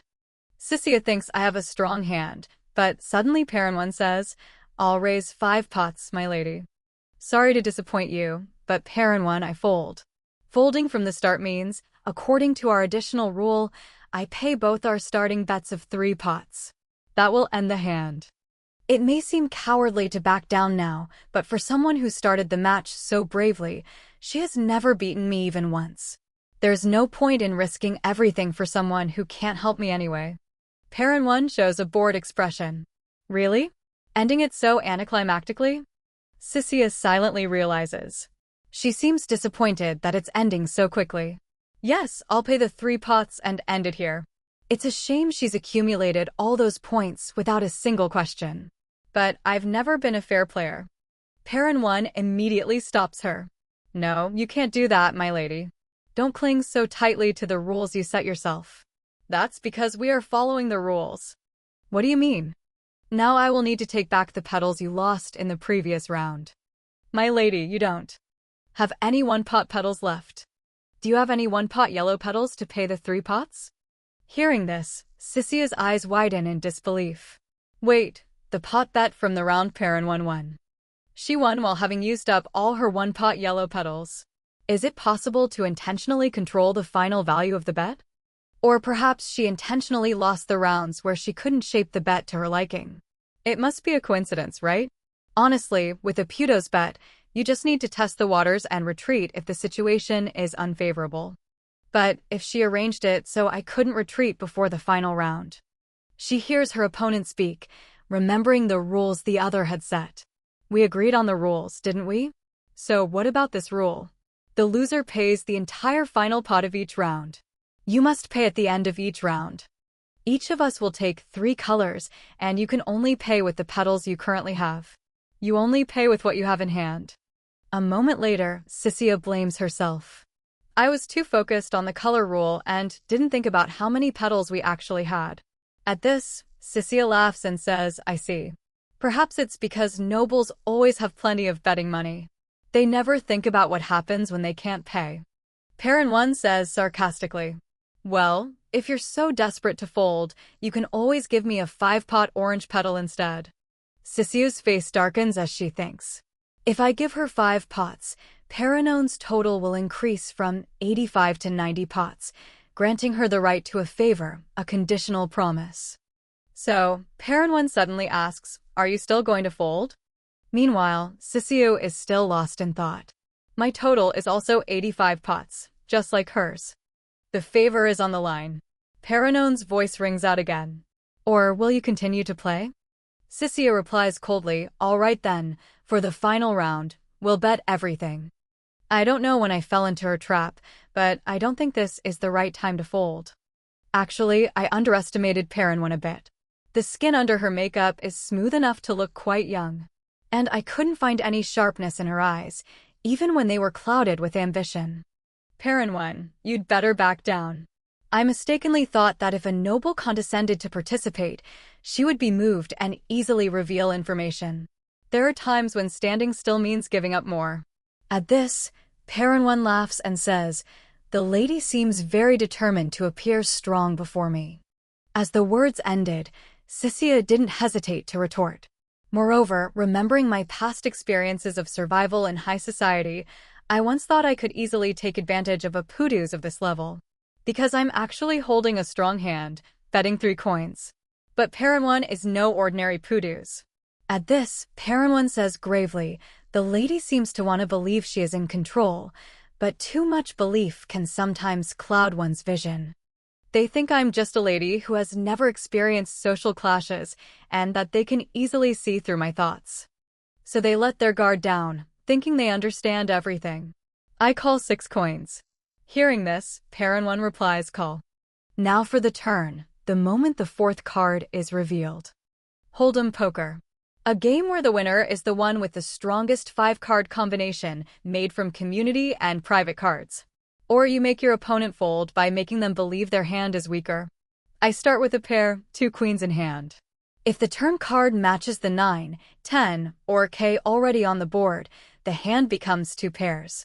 But if the turn is another queen, I'll have 3 of a kind.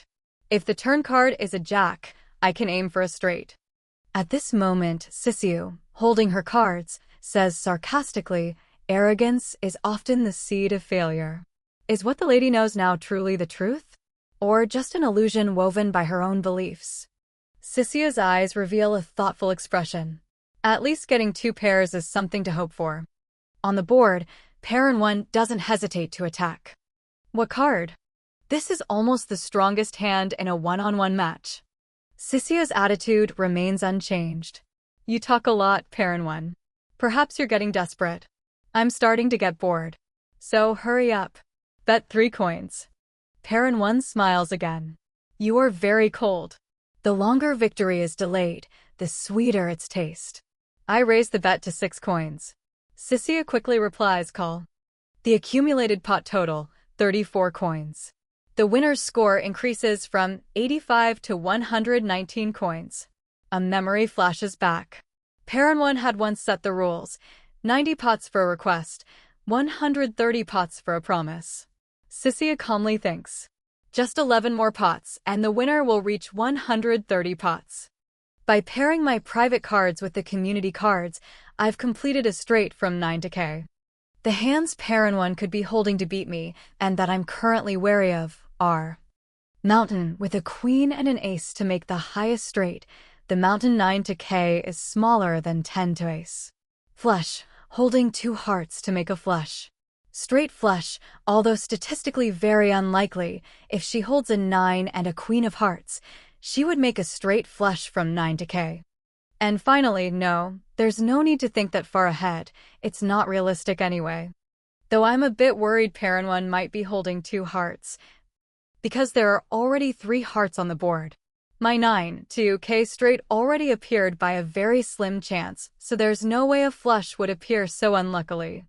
Besides, I can't be sure yet because the ace hasn't appeared, but I have 2 queens, so does Paranwan really have a queen?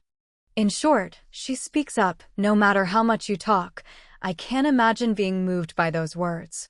But my lady, is it the words of a commoner that are making you waver?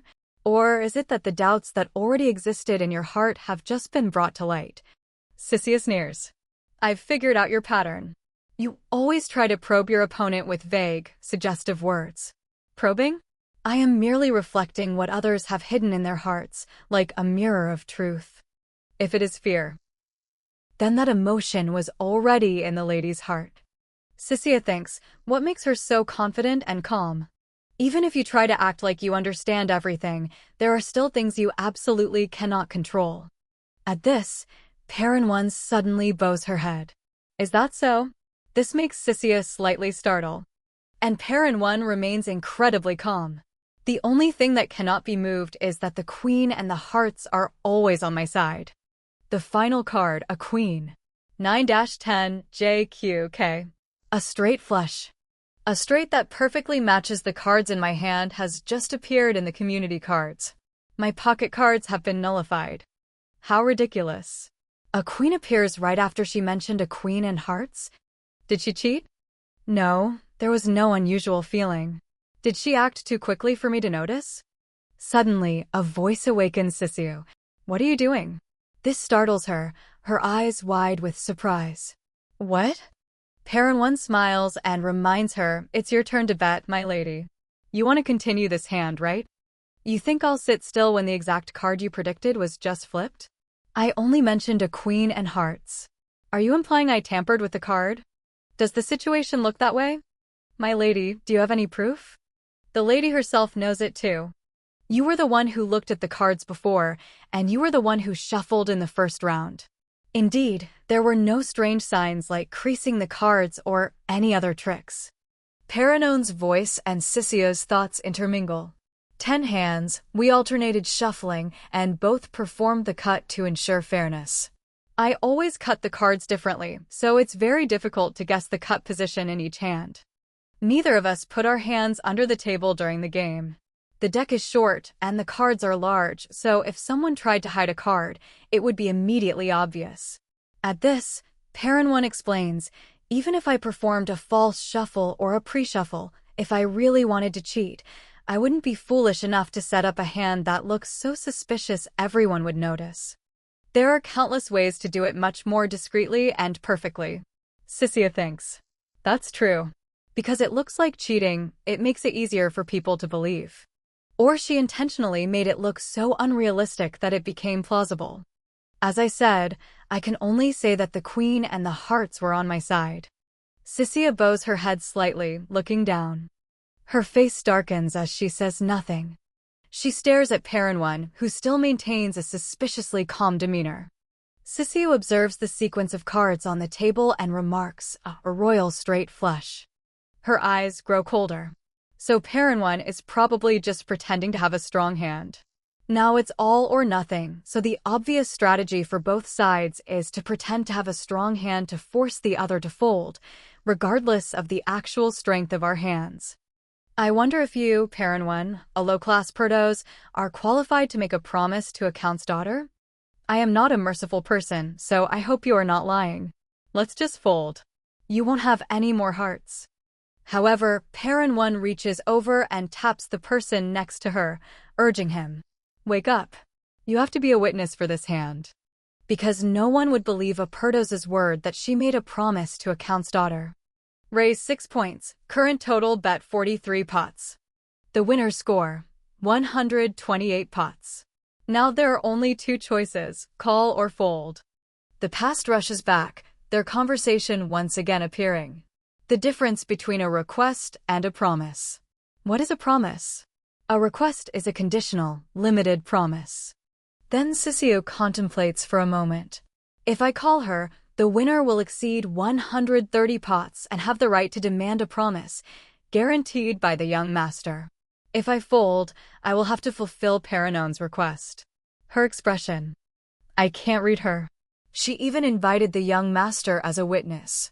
Does that mean she's really confident she'll? Is her ability to read cards so good that she can eliminate possibilities one by one?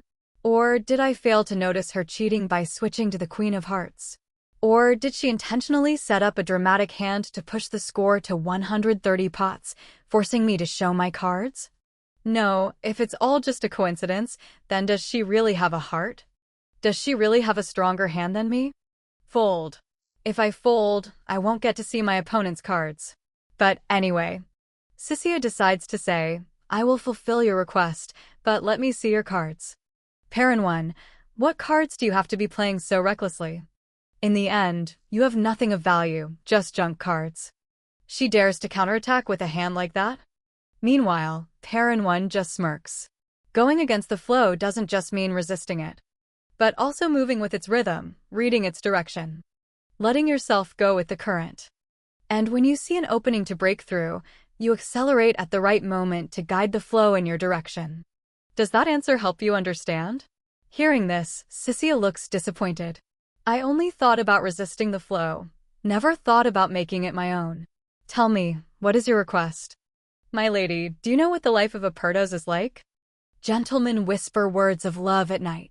But once they get what they want, they discard my very existence, cold and without hesitation. I am so tired of being cast aside. So, my lady, my request is, for just one moment, please do not turn your back on me. After hearing this, Sissia stares at the girl in front of her. Her eyes light up. I don't feel bad about losing. I will accept your request for your audacity. Yes, this makes Perrin excited. Wonderful. And Sissio is once again lost in the flow of her thoughts. Only after the game ended did I realize. It seems he has fainted again. Please convey my greetings to the young master of the Beach's family. Perhaps Paranwan intended to exploit my curiosity about her from the moment I sat down. At this, Paranwan follows closely behind. If you wish to continue this secret conversation, come find me later. Just ask for Paranwan. I'm quite famous, you'll find me easily. Sissy asserts without hesitation, I will never look for you. Paranwan seems to reproach her. It sounds more like you're telling me to come find you. I don't want to waste any more time. Don't follow me. Because just answering my questions comes with no reward, she took the initiative to suggest a game of cards, to both have a chance at being compensated and to control the game. Well then, have a safe journey. As Sissy walks away, she reflects, today's meeting was very interesting. Drawing the opponent into her own game before they realize and leave. Leaving more questions than answers.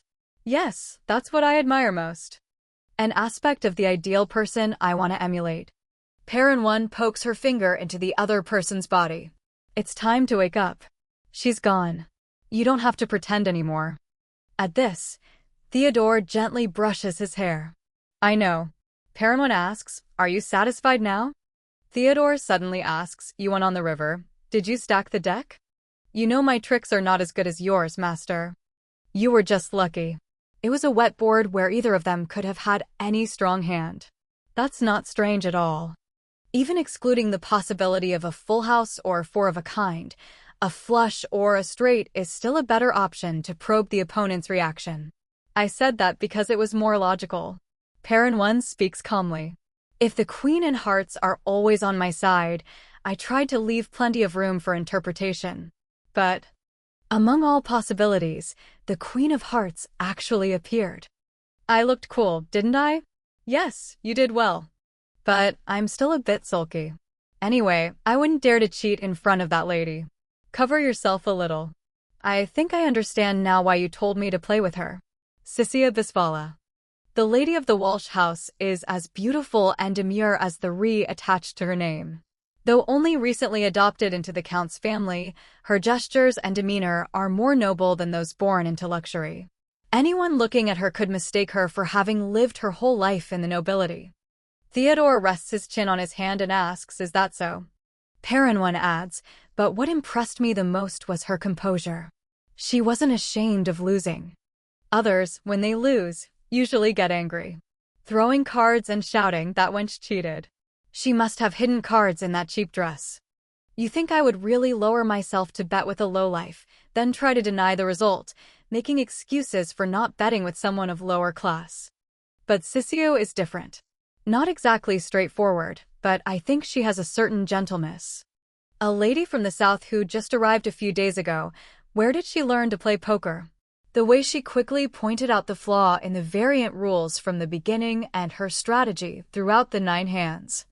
In that case, the one who folds would be at too much of a disadvantage, proves that Sissio is a seasoned player. Of course, it's not surprising that she lost to PewDiePie, who has been around casinos for 10 years. And what say noble would bet against the king just for fun? So, she must have pretended to fall for the provocation and agreed to the game just to learn about you or me. Perhaps she intended to probe the situation first and then end the game at a reasonable point. I fold. That's why I added the rules about when to pay bets and chip colors, so she couldn't reclaim the bets she had to pay after each hand and could only use the chips she had. The raise limit per round is 1. If she bets the maximum in the final round, it would be 46 pots. So to get stuck between a favor and a promise, she had to make it 85 pots. I intentionally lose just enough until the final round to bet that specific number. She seems to accept my rudeness from the very beginning. Since she has no proof, I try to push the limits further to test her, but she never loses her composure. Even in a suspicious situation, she lets her opponent finish speaking. And once she accepts the outcome, she doesn't utter another word of complaint. In the end, she folds. When she realizes she's defeated, she simply says, "Tell me what you want." She accepts the result and the responsibility that comes with it. Then she leaves, carrying herself with the same pride as before. She's so composed, it almost feels as if I'm the one who lost. If the queen doesn't appear on the river, the game might have gone on to the end. Throughout the game, I keep wondering if my words affect her at all. She is as calm as a rippleless lake. Furthermore, for a girl not yet of age to respond to provocations with such reason and composure is truly impressive. Hearing this, Theodore tilts his head and looks at Paranwan. She tries to act more mature and experienced than her actual age, and she even carries the air of a noble. When I kiss the back of her left hand during our first meeting, she takes off her hat, like a gentleman greeting another gentleman. A gentleman should kiss a lady's right hand with his right hand. And a hat is part of a woman's attire. Unlike men, women are not supposed to remove their hats outdoors. A thought crosses Paranon's mind. She couldn't have learned all the etiquette in such a short time, but the way she turns the situation around to counter my social faux pas is exquisite. She's impressively brave to remain composed even when at a disadvantage. With a little more time and experience, she could become someone capable of shaking up the entire high society. Do you also see something special in her, master? In response, Theodore simply remains silent. Paranon's face is also beaded with sweat, but something feels strange. It's just a guess, but Sisyu seems to be trying to imitate my behavior. He coldly asks why she thinks so. Not just in her words, but in her appearance, she seems to mimic my tone and posture with a look of longing in her eyes. So that's why you didn't refuse her invitation to sit with her. I'm not sure. I tried to coax her into meeting again, but she never accepted. Of course, this city is full of experienced people who are wary of others. To put it simply, although she may have been momentarily captivated by her brief encounter with you, your value wasn't high enough for her to risk losing face, so she could leave without regret. You truly are a master. Paranwan becomes a bit pensive. I'm just a little disappointed that after all this time, you only sought me out to ask me to play a game with some young lady. It's fine. Among the countless women used as tools, I'm the only one whose head you pat. For a long time, it has always been me. The voice of a child and a frightening tone intermingle. Please save me. Shut up. Blame your parents, who sold you to pay off their gambling debts. The streets are as bustling as ever. The strong smell of fish hangs in the air, amidst the clamor of buyers and sellers. Please, someone save me. I am dragged away slowly. I can't remember if no one saw, or if everyone saw and simply turned away.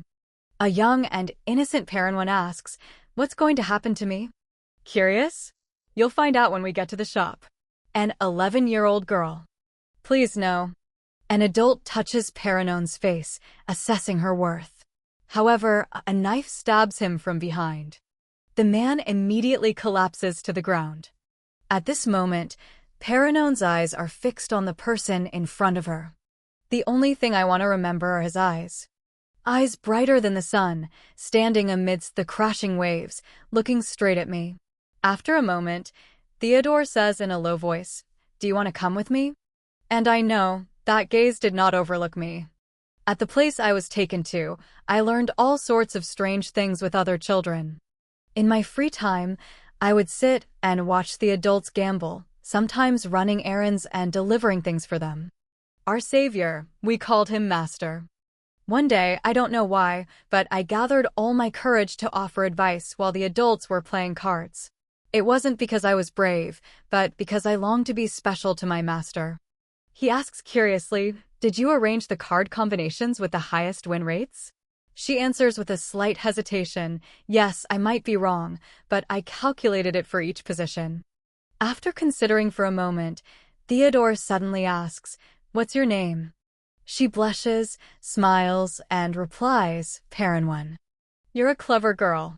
From that day on, the master let me follow him and assign me tasks like bookkeeping and organizing things. The work piled up, and eventually, I even got my own room.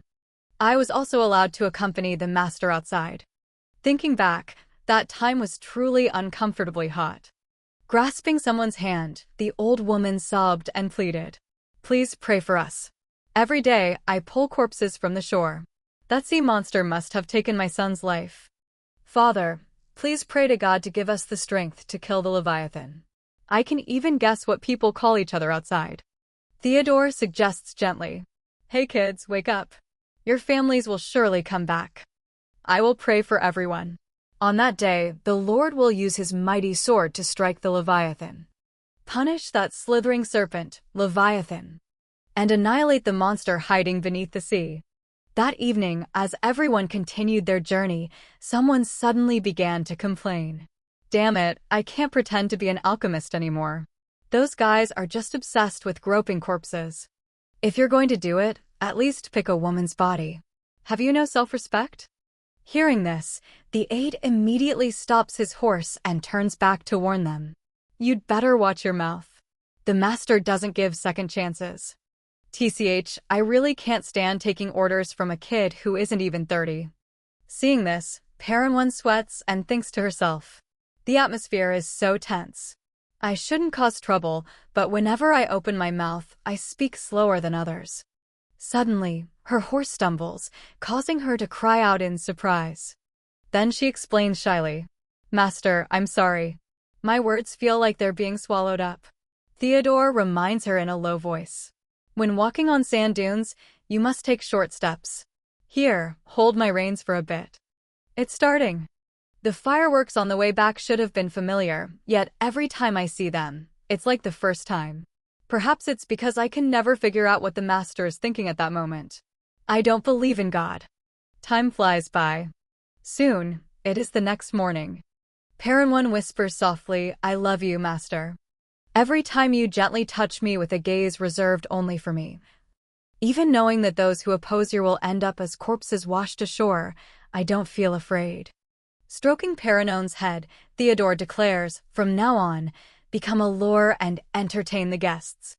Hearing this, she asks in confusion, is there a problem with my bookkeeping, master? No, but from now on, Derek will do it. She quickly asserts, I'm much faster and more accurate than Derek, Paranwan. At the coast, there's something for you. It's not like the work you've done before. All you need to do is tend to your beauty and enjoy the affection of men. Upon seeing the surprise Theodore has for her, Paranwan can't help but scream in shock. A corpse. In other words, I need you, Paranwan. If it weren't for those 3 words, I would have bitten my tongue and died long ago. Every time I swim a little further out of the mire, you gain more information and money. If I continue like this, surely, the day will come when I'll hear you say, I love you, because I am special to you. Because that gaze is something only I can understand. Theodore suddenly gives her a mission. Paranwan, get close to Lady Viskins. She replies without hesitation, yes, master. Trust me and wait for me, my beautiful and cruel monster. At this, she pauses for a moment, then calmly guarantees Leviathan so that I can be useful to your goal. I will turn Viskins into a perfect card for you to play. At this moment in Cecil's room, Mary respectfully reports, my lady, I have just learned that the person in charge has taken sick leave and will return tomorrow. She asks in surprise, tomorrow? How long does it take to get a replacement? Even within the mansion, it would take at least 4 hours. Hearing this, she suggests in a low voice, never mind. What is Rowena doing? The maid replies, she just went out a moment ago and is now having tea in the greenhouse. All right, you may go. She continues in her thoughts. I can imagine that on this day I would become Sir Hanburns. Stretching her arms out, Sisu mutters in frustration of all days to call in sick today. There's only 1 day left before Lavalier arrives. Today is the only day I have to practice handling the falcon, and the main trainer is absent. Falcons are the lightest and most difficult to tame, a pure manifestation of wild instinct. Controlling that wildness in one's own hands is a symbol of power. Simply put, falconry is a classic pastime of the nobility. The young masters are the ones who hunt directly, but the young ladies also participate, letting the falcon perch on their arm and then releasing it to fly. The meaning of the display is the same. Our family is wealthy enough to keep falcons, and we are noble and educated enough to handle them gently. And this is where people like that come to socialize.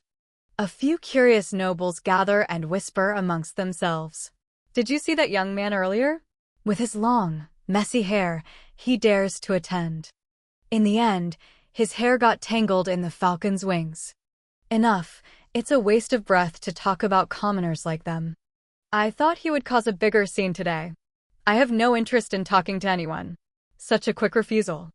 You are the third person to approach me today. She silently adds in her mind. I don't even need to check their family trees. They're all small fry trying to latch onto the Count's family through me. Sisyu calmly continues. They call me the venomous snake. Since they've already given me that name, shouldn't I live up to it and trip them up a little for their insolence?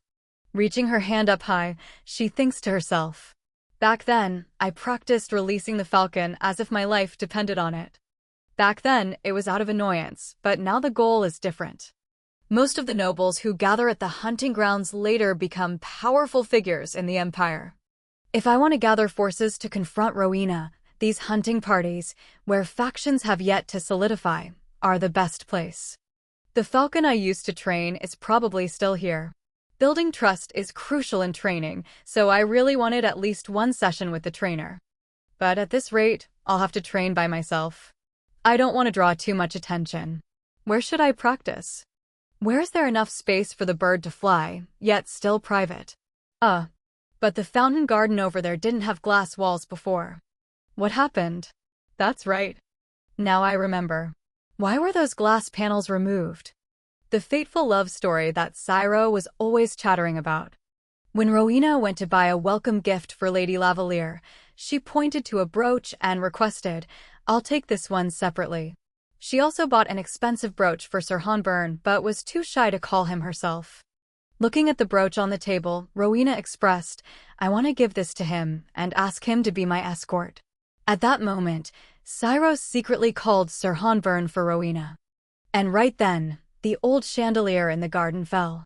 And Sir Hanburn appeared like a prince and saved her. The man expressed his concern. If the knight hadn't arrived in time, you would have been seriously injured. It's a miracle. Rowena closed her eyes in gratitude. Cyro, thank you so much. Thanks to that incident, Cyro's status rose significantly. And through that story, I came to know Sir Hanburn. It feels like a long time ago. But now, it has nothing to do with me anymore. Wait, a welcome gift for Lady Lavalier. Cyro is no longer here. So who will go call? Sir Hanburn? As this thought strikes her, Sisyu suddenly realizes. Then she hurries out and shouts an order. Mary, call Sir Hanburn to the greenhouse garden. Hurry. Then, as she runs, she worries. No matter what, this isn't what I wanted. Will Rowena die because my actions have changed things? Huff, huff, huff. She arrives just in time to see Rowena about to face a dangerous situation. Sisyu's heart seems to stop. Without thinking, she immediately lunges forward, pulling Rowena down forcefully. If she had been even a second slower, nothing could have been done to save the situation. Mary, who just arrived and witnessed the scene, screams in panic. Oh my God. My lady, are you all right? Hanburn asks worriedly. Are you hurt anywhere, my lady?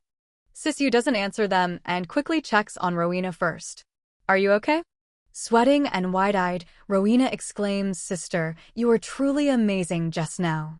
Sisyu thinks to herself, even if you die, it must be by my own hands. Suddenly, Rowena stops. Sisyu, what's wrong? No, it's just that you had a rather frightening look on your face a moment ago. That can't be, you must have seen it wrong. Yes, I suppose so. Hanburn runs over and asks, my ladies, are you all right? Sisyu silently wonders. His timing is strangely perfect.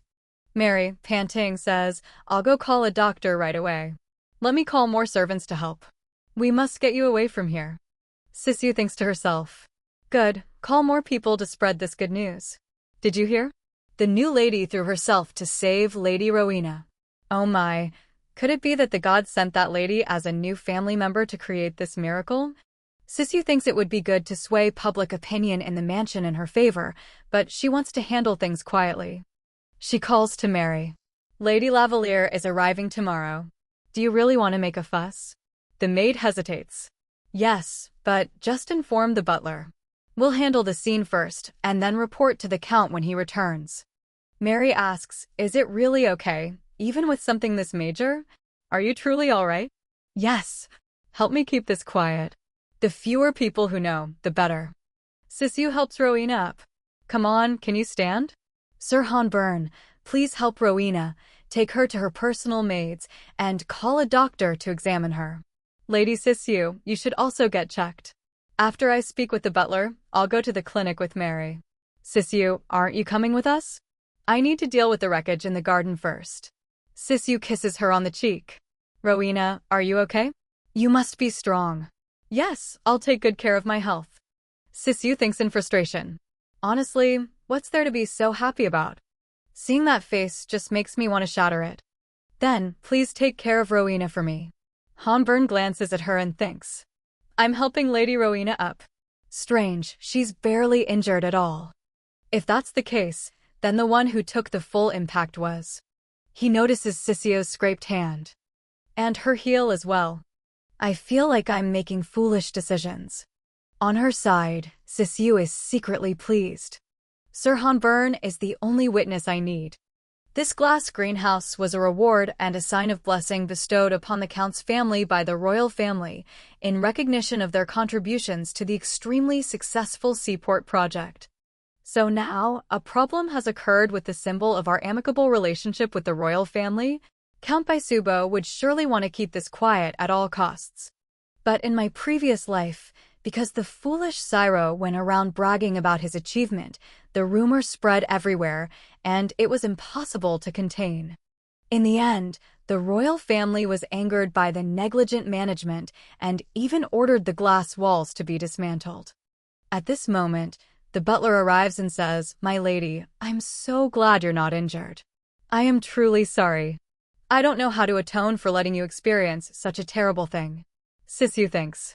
In the past, the Count treated me well materially, but because of my behavior and limited education, he never helped me secure a position in the mansion. At this, she speaks gracefully. It's all right. I've only informed the butler. Is that acceptable? Since we have an esteemed guest arriving soon, I don't want to disturb too many people. Besides, this garden is a place where no damage is permitted, correct? The butler replies, yes, that's correct. He thinks to himself, in this situation, it would be natural for her to be furious about the poor management. Yet she prioritizes the Count's family's reputation and steps in to handle it smoothly. I owe the young lady a debt of gratitude. Thinking this, he says, since you are so understanding, I will quickly arrange for everything to be taken care of this afternoon. Is there anything else you need, my lady? She hesitates then. May I take a walk in the garden alone tonight? As the head butler, he surely understands the meaning of the word alone. Seeing that he only posts guards on the perimeter of the garden, he will probably keep what's happening inside a secret. Lady Lavalier, it's been a long time. In the past, she was also very displeased to hear that the garden was damaged. More precisely, she was angry that the rumor had gotten out. Furthermore, she didn't like me participating in falconry. So, it's best to handle this as discreetly as possible. She asks the bird perched on her arm, Kiki, don't you remember me? Even though this is our first meeting in this life, don't you have any animal instinct left? The good deed of saving Rowena will eventually be passed around by everyone, so it's not too late to create more goodwill then. The only problem is the ankle I injured while saving her. Suddenly, a sharp pain shoots through her leg. It causes her to stumble and cry out. This action yanks the leash tied to the bird. It suddenly dives straight towards her. Oh no, did it mistake that for a signal to descend? It's falling too fast. It's about to hit. But just then, Hanburn appears and blocks the impact. Are you hurt anywhere, Lady Sissy? She is stunned and thinks, I can't breathe. As if understanding Sissy's state, Hanburn quickly pats her on the back. Breathe. Just breathe slowly. After a long moment, Sissy finally speaks. Thank you. I'm not hurt. But why are you here? I received orders to take over security for the inner area starting at 10 o'clock. She thinks, perhaps because he was involved and witnessed the accident, they assigned him to the inside. Then she asks, wasn't the schedule changed to 9:30? It seems the information passed through an intermediary was not conveyed correctly. Suddenly, her expression becomes one of astonishment. His arm is bleeding. It seems the talons slightly tore through the sleeve, but it's nothing serious. She thinks guiltily, this is bad. This wound is my fault. To think it's bleeding this much. Sir Humburn, I'm sorry. I was practicing alone in the middle of the night and caused you to be injured. She thinks in frustration, this is terrible, especially with someone I never wanted to cause any more trouble for. My lady, I'm fine, he reassures her. If rumors spread that I injured Sir Humburn, how would I handle it? She imagines being criticized by everyone. That troublemaker has finally hurt someone else. And to think she dared to target Sir Humburn, the representative knight of the Count's family. Once again, she says, I'm sorry. I don't know how to properly compensate you. My lady, please don't apologize. My purpose here is to be injured in your place. As long as you are safe and sound, today's incident is as if it never happened. And above all, I am truly fine right now. She looks down and reflects. It's ridiculous that even with the person I once liked, I'm still calculating gains and losses. Well, you've worked hard. Humburn lets out a sigh. For now, I'm okay. But tomorrow, I might not be able to get up. His words plunge the atmosphere into silence. She wonders, could it be is he joking? That's not like him at all. Suddenly, she bursts out laughing. That's not funny at all. Not one bit. Humburn turns his face away. As expected, I have no talent in this area. I brought a first aid kit just in case. It's probably best to treat the wound now. Yes, then I'll trouble you, my lady. She looks at the fountain and asks, did you cross the fountain to get here? Yes, because I feared I would be too late if I turned back now. I'll be careful not to get your dress dirty. The dress is fine, but I'm worried your leather shoes will be hard to walk in if they get soaked. Actually, even when wet, they are still lighter than the armor I wear. She asks with concern, is the armor you wear daily very heavy? I'm used to it, so it doesn't feel heavy. It gets a bit hot in the summer, but being properly dressed is part of my duty. She thinks to herself, Sir Humburn's armor doesn't look like it's for training. It's more like a symbolic ritual to affirm the prosperity of the Baisubo family. The mere fact that the family possesses the war hero Justin Humburn is enough to enhance their reputation. Like father, like son, but no one expected that at just 16, he would surpass even his genius father, Ferdinand Humburn. It probably started with the raid on the Salot estate. At that time, he wasn't even an adult, but he was already being called a hero. His fame reached the royal capital, to the point where the royal guard offered him an important position for 10 days. However, Justin Humburn politely declined. The reason he refused such an honor was because the Humburn barony has served the Baisubo county for generations. Honestly, I don't get it. Even if it's tradition, how can a count compare to the royal family? But back then, what did Sir Humburn say? Sir Michael is already at the Empire's front line, so I will stay here to keep my long-standing promise. For honoring his bond with his lord like that, Sir Humburn is called the Knight of Integrity. He is indeed a stubbornly foolish person, but that's precisely why I liked him. Suddenly, Humburn interrupts her thoughts. May I ask you something, my lady? Why did you call me to this garden this afternoon? She thinks to herself, Mary asked a similar question, my lady. Why did you rush to the garden as if you could foresee the future? She then replies to Humburn. Yesterday, Rowena invited me for afternoon tea. She said she wanted to buy a gift for Sir Humburn. Sisu, would you like to go see the sky lanterns with me tomorrow? I'd love to, but let me check my schedule and get back to you. But I had a fever, so I couldn't go out with her. After taking a nap for a while, I thought she would still be having tea at this hour, so I took the liberty of calling you to the garden.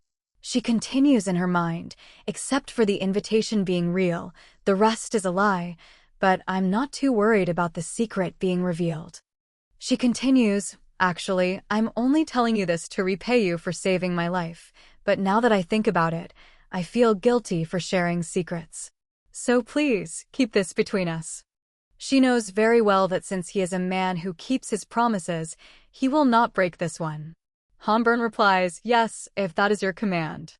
Sisyu stands up and says to herself, perhaps it's time to get up. Suddenly, Hanburn asks, has your fever gone down, my lady? What? Because I heard you had a fever. She is surprised. I thought he would be concerned about the gift Rowena couldn't give. I'm fine now. He raises his hand, but you still seem to have a fever, my lady. Then he gently touches her forehead. Please forgive my rudeness. Sisyu is dazed, as if in a dream. This chance meeting and conversation, and the fact that you no longer avoid my gaze. Perhaps because that warmth is so comforting. It makes me happy to the core. And so, it makes me angry. Please don't do this. Why do you only show this side of yourself now that I've returned? Weren't you always focused on that child before? Lady Rowena is the only one I serve. Every time she sees me, she sheds tears. Therefore, I hope we won't have to meet again over matters like this. Please, stop making things difficult for Lady Rowena. My pride has been wounded countless times. I don't need this kind of kindness. So don't try to sway me with that half-hearted pity. Perhaps I've overstepped my bounds. You've always had a soft spot for those who look pitiful. Right? At this, Hanburn removes his hand from her forehead. I apologize, my lady. She thinks, no, don't apologize. Seeing you apologize like that makes me hate you even more. She takes a step to leave. Then I'll be going. But the truly pitiful one is me. The one who lets her heart plummet just because of pity for someone like me. Suddenly Hanburn says, my lady, I have been assigned to guard the inner mansion grounds every Friday night. If you have any needs in the lower areas, please feel free to let me know. When she returns, she finds her mother. My Chero, can't you sleep? Why are you looking for your mother in the middle of the night? I just wanted to see you. We see each other every day, and you still want to see me more? Yes, it's strange. It feels as if I've just returned from a very long journey. So even though I'm looking at you right here, I still miss you terribly. You're really something. Sometimes you act so mature, you look just like the mistress of a noble family. Clean the windows until they're spotless. Don't leave a single speck of dust, she says, gesturing to a servant with a nod of her chin. She thinks to herself, the fact that Margot has to lay low for now will make it easier for me to establish my authority as the lady of the house from the beginning. The question is, how long can I maintain this authority? Her mother says worriedly, in front of your aunt, I don't know if you can do well, so I'm a little worried. To be honest, I'm so scared I want to run away. Suddenly, Sisyu jumps to her feet. This is bad. Pack your bags. We're going to run away tonight. Her actions make her mother laugh. Well, come to think of it, we do have experience running away at night. She reassures her if anything happens, we can just run, so don't feel so down, Mom. I'll remember that, and if things really become unbearable, then we have to run away together. Why are you stating the obvious? She becomes serious, promise me right now. Of course, we have to go together. Just like that time. The next morning, 3 hours before the lady's arrival. Mary exclaims, oh dear, did I tighten it too much? Should I loosen the corset a bit? Sisyu says, no, tighten it as much as possible. My lady, you haven't eaten any of the prepared dishes. Aren't you hungry? Clear it all away, just leave the coffee. She thinks to herself, how can I have any appetite? The pressure of Lady Lavalier's visit is weighing on my every breath. I still remember her words as clearly as if it were yesterday, back when I was struggling with a bowl of corn soup. When you feel like you're about to faint, eat a piece of cheese. She is a harsh person. There's no way she would care about this swollen ankle. Memories of her past life flood back. High heels are mandatory, so these flats can't be used as an excuse. I told you this was a crucial task. But I was really too busy at the time. This time, because of practice for the ball, I couldn't finish my homework. I also had to learn the harpsichord. There just isn't enough time. Once you start making excuses, there's no end to it.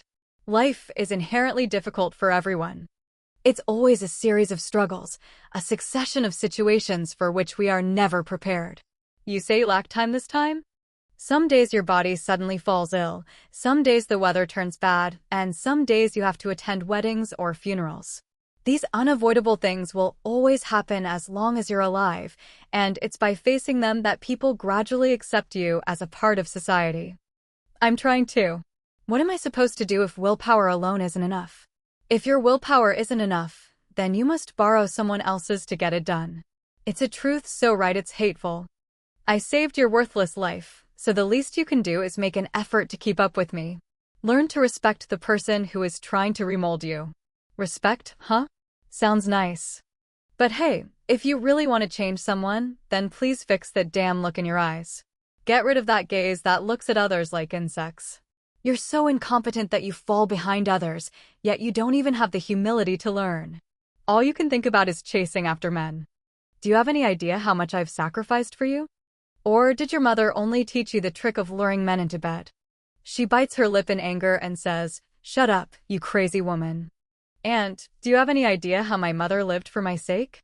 Why is your brother just an innocent man seduced by a fox, while my mother is treated like a woman who sells her body?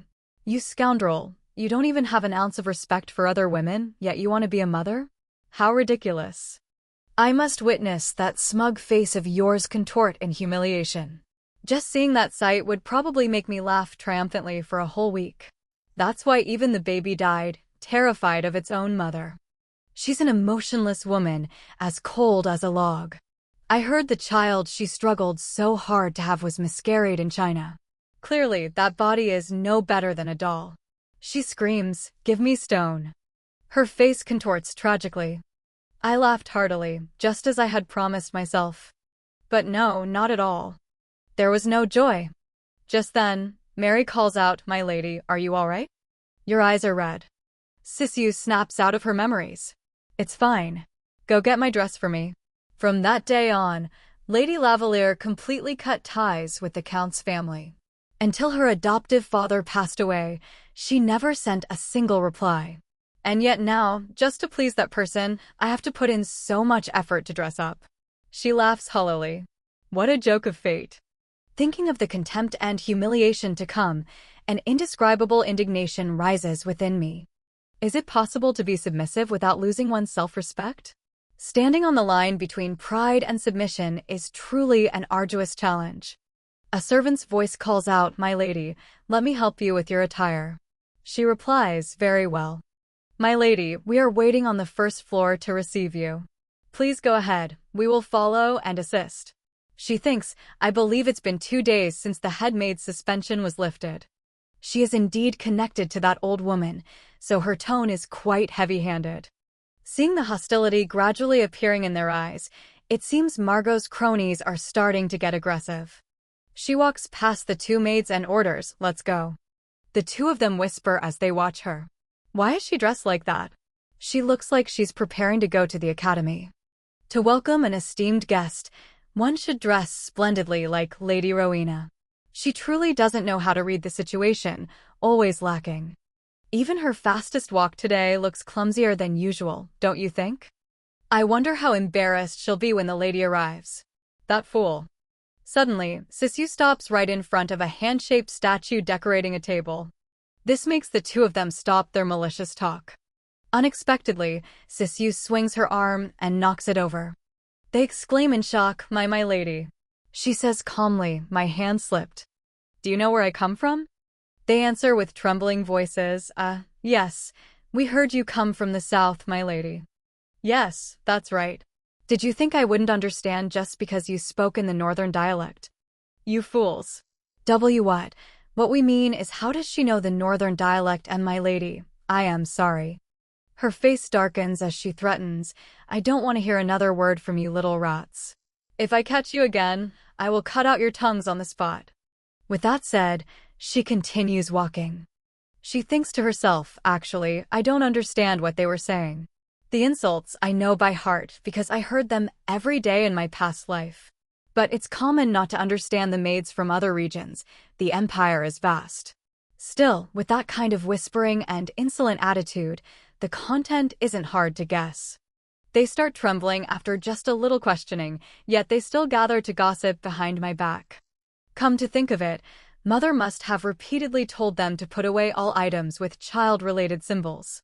Whether they didn't put them away or intentionally brought them out again, it must be the head-made Margot's doing. If so, then it's fitting for those eyesores to be shattered. Suddenly, a figure approaches, and a voice calls out, "My lady." She guesses to herself, Sir Hanburn. The person asks, "Why are you here alone?" Realizing it's not Hanburn, she thinks to herself, "After I coldly dismissed him yesterday, what else did I expect?" This is the Master of the Knights, Sir Shupit. He extends his hand. "If you don't mind, allow me to escort you to the door, my lady." In my memory, he used to be more disheveled. Although he was a rather extreme supporter of Rowena in the past, which I disliked, the lady is arriving soon, so it's best to let things go smoothly for now. She steps forward and places her hand on his arm. "Then I shall rely on you, sir."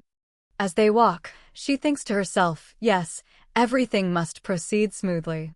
Outside, in the grand hall of the mansion, Rowena smiles and says, "Good morning, Sissy." "You too, Rowena. I have something to talk to you about. Can we meet for a bit after lunch?" "All right." This is the first time I'm meeting her, isn't it? Yes, maybe that's why I'm really looking forward to it. I wonder what kind of person she is.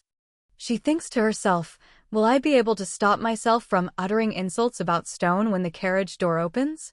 Her staff immediately glows. It's light as sharp as a knight's sword, so brilliant it gives one goosebumps. A respectful voice rings out, "Please enter." "Lady Lavalier." "Welcome, Marchioness Lavalier." Head butler Alex and head maid Margot bow and say, "During your stay, we will strive to serve you so that you experience no inconvenience." She simply nods without replying. Sissy's mother also speaks up, "Welcome," but Lavalier coldly walks past her. This makes her freeze. The Countess approaches and embraces her. "Welcome, sister. Did you have any inconveniences during your journey?" "None at all. Thank you for your concern." Rowena bows politely. "Welcome, ma'am." The butler silently marvels. What a perfect curtsy, truly Lady Rowena's style. So it's you, my little sugar doll. It's been a long time. Have you been well?" "Yes, I've missed you very much." Her gaze shifts, and you must be Sissy. The head butler worries silently. After the chandelier incident, Lady Sissy injured her ankle. The lady is very strict about curtsies, so if it can't be done perfectly, it's better not to do it at all. At this moment, Sissy speaks elegantly, "Sissy by Subo. I humbly greet you, Aunt." Finishing her words, she lifts her beautiful and confident face. To everyone's surprise, as if time had stopped, all fall silent, holding their breath. After a moment, Lavalier remarks, quite perceptive. She replies with a radiant smile, "You're too kind." Perhaps the feeling that time has started moving again isn't just my imagination. Lady Lavalier is like a wild beast. She is no different from an elegant leopard crouching in the tall grass, stalking its prey. That beast of noble blood seems to be starving, so it is assessing which of the prey before it is the most delicious. According to etiquette, the Count, as the head of the family, should walk behind to guard the rear. The unmarried daughters should follow the lady quietly, while the mistress of the family must walk beside the guests to lead the way. However, she casually dismisses my mother's guidance and walks ahead. And Rowena, as if it were the most natural thing, takes the position beside her. From the very beginning, in front of the servants, she ignored my mother's greeting. When superiors don't recognize the authority of the mistress, the servants naturally begin to disregard her as well. She looks at her mother and whispers, "Mother, do you remember our conversation from yesterday? If anything happens, we can just run, so don't feel so down, Mom." She whispers back, "That's right, we still have to try. Please tell me I'm still doing well." "You're always doing well." A childhood memory flashes. "Mom, where are you going?" "Chero, Mommy has to go to work." "Stay home and play with Daddy, okay? It's so cold, can't you stay home with Chero? I want to buy Chero a beautiful pair of shoes, so you can go anywhere you want." At this, she thinks to herself, "As long as you are here, Mom, I will never run away." Afterwards, everyone dines together. The meal with the lady proceeds in a suffocatingly dull atmosphere. Even a talkative person like Rowena is as silent as a clam. The servants move silently, without a sound, as they serve the dishes. It's not until dessert is served that the atmosphere finally starts to loosen. But my mother remains silent, as if she has forgotten to breathe. And the trial continues. At this moment, Lavalier suddenly asks, "I want to know how much you understand about the Charlotte Holmes coastal project, Sissy." The Count says, "Sister, business matters are still a bit much for the children now," but she immediately cuts him off. This is the foundational work of the Count's family. How can the children not know about it? Therefore, I want to hear your opinions. Rowena turns and calls out, "Aunt, recently I've also been thinking about the development of the coastal area. May I speak?" "Well, I know you're knowledgeable, but I'm asking your older sister first." "Wait for your turn." She immediately replies, "Ah, yes. You first, sister." The Count thinks to himself, so that's it. She has completely shifted her attention from the lady to the child. Throughout the entire party, her eyes were fixed on Sissy. I must admit, the girl's table manners are commendable, which puts me at ease. Who would have thought her trials wouldn't end there? No matter how attuned she is to the times, business is always an incredibly difficult problem. She urges, "Well, Sissy, tell me what you know about the Charlotte M. coastal project." Sissy begins to speak. It silences everyone. Have you ever descended to the depths of Tiham? Can you pull up the Leviathan with a fishhook? On that day, the Lord will use his firm and mighty sword to strike the Leviathan, punishing that slithering serpent. And he will slay the monster that hides beneath the sea. Tiham means the deep abyss, symbolizing the chaotic ocean. And Leviathan is the monster of that sea. It was once rumored that in the chaotic sea of Tiham, people often disappeared without a trace. And they believed that these tragedies were caused by a sea monster. But in reality, the waves there were fierce, the currents unpredictable, and it was full of cliffs and reefs, so ships often sank. Furthermore, due to its remote geographical location, the law had difficulty reaching it, allowing crime to run rampant. In the end, people simply attributed all those dangers to a monster named Leviathan. She pauses for a moment. Blaming it entirely on a social defense mechanism doesn't sound entirely convincing. But well, digging into that now won't solve anything. With that thought, she continues. At that time, the coastal region was beyond the reach of the central government. It was the fastest gateway out, but it was not yet time to develop it. It was not an easy place to get involved in. It was better to focus on strengthening the borders first. And the sea in the far west had declined so much it couldn't recover on its own. However, the house of Count Baisubo did not see this place as an abandoned sea of fear, but as a land with a name worth restoring. I will establish sea routes according to rules and seasons, port arrivals and coordination will be controlled through contracts. And records will clearly divide the roles of the lower and upper ports. Security will be tied to economic interests and military garrisons will be maintained permanently instead of temporarily. Even illegal routes will not be left unattended but brought under management. And all burdens and pioneering costs, the House of Count Baisubo will willingly bear. They paved the way for the sea and restored order on land. The consequences of that choice spread throughout the empire, changing the perception of noble responsibility. Normally, nobles would never involve themselves in business. However, the motto, "Nobility always bears responsibility," changed everything. Since then, other families have also begun to engage in business combined with charitable activities. She continues her presentation.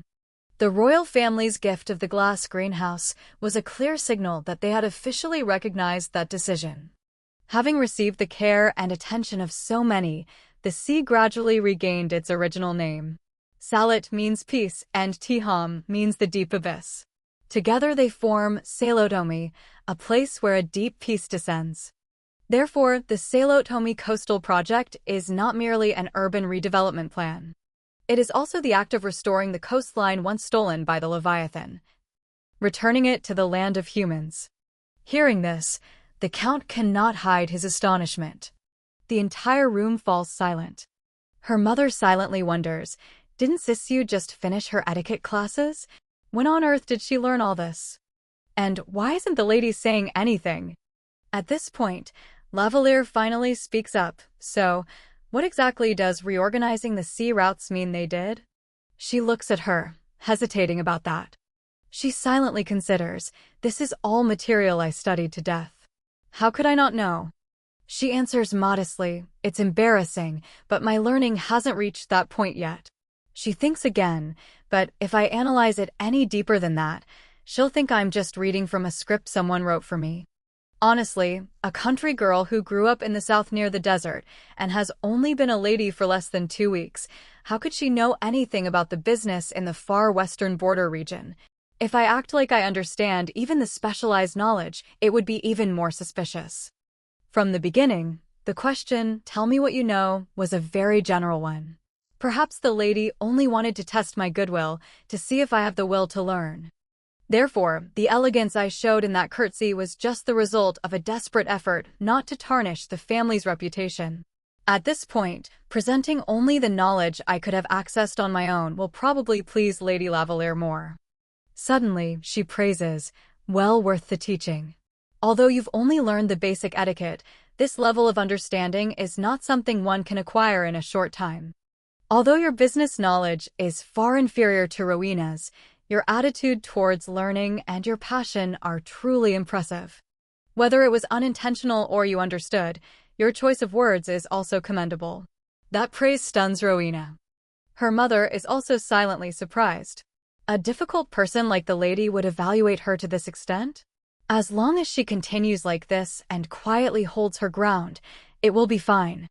Sissy replies politely, thank you for your kind assessment. But what makes me happier is the fact that you have always looked at me with such a favorable gaze. Why do you think I would eventually come back to it? She replies frankly, if you don't care about someone, then how can you only see their good points? It must be because you find me agreeable and charming that you've given me so many compliments. That statement startles the Count and her mother. Rowena is also extremely surprised.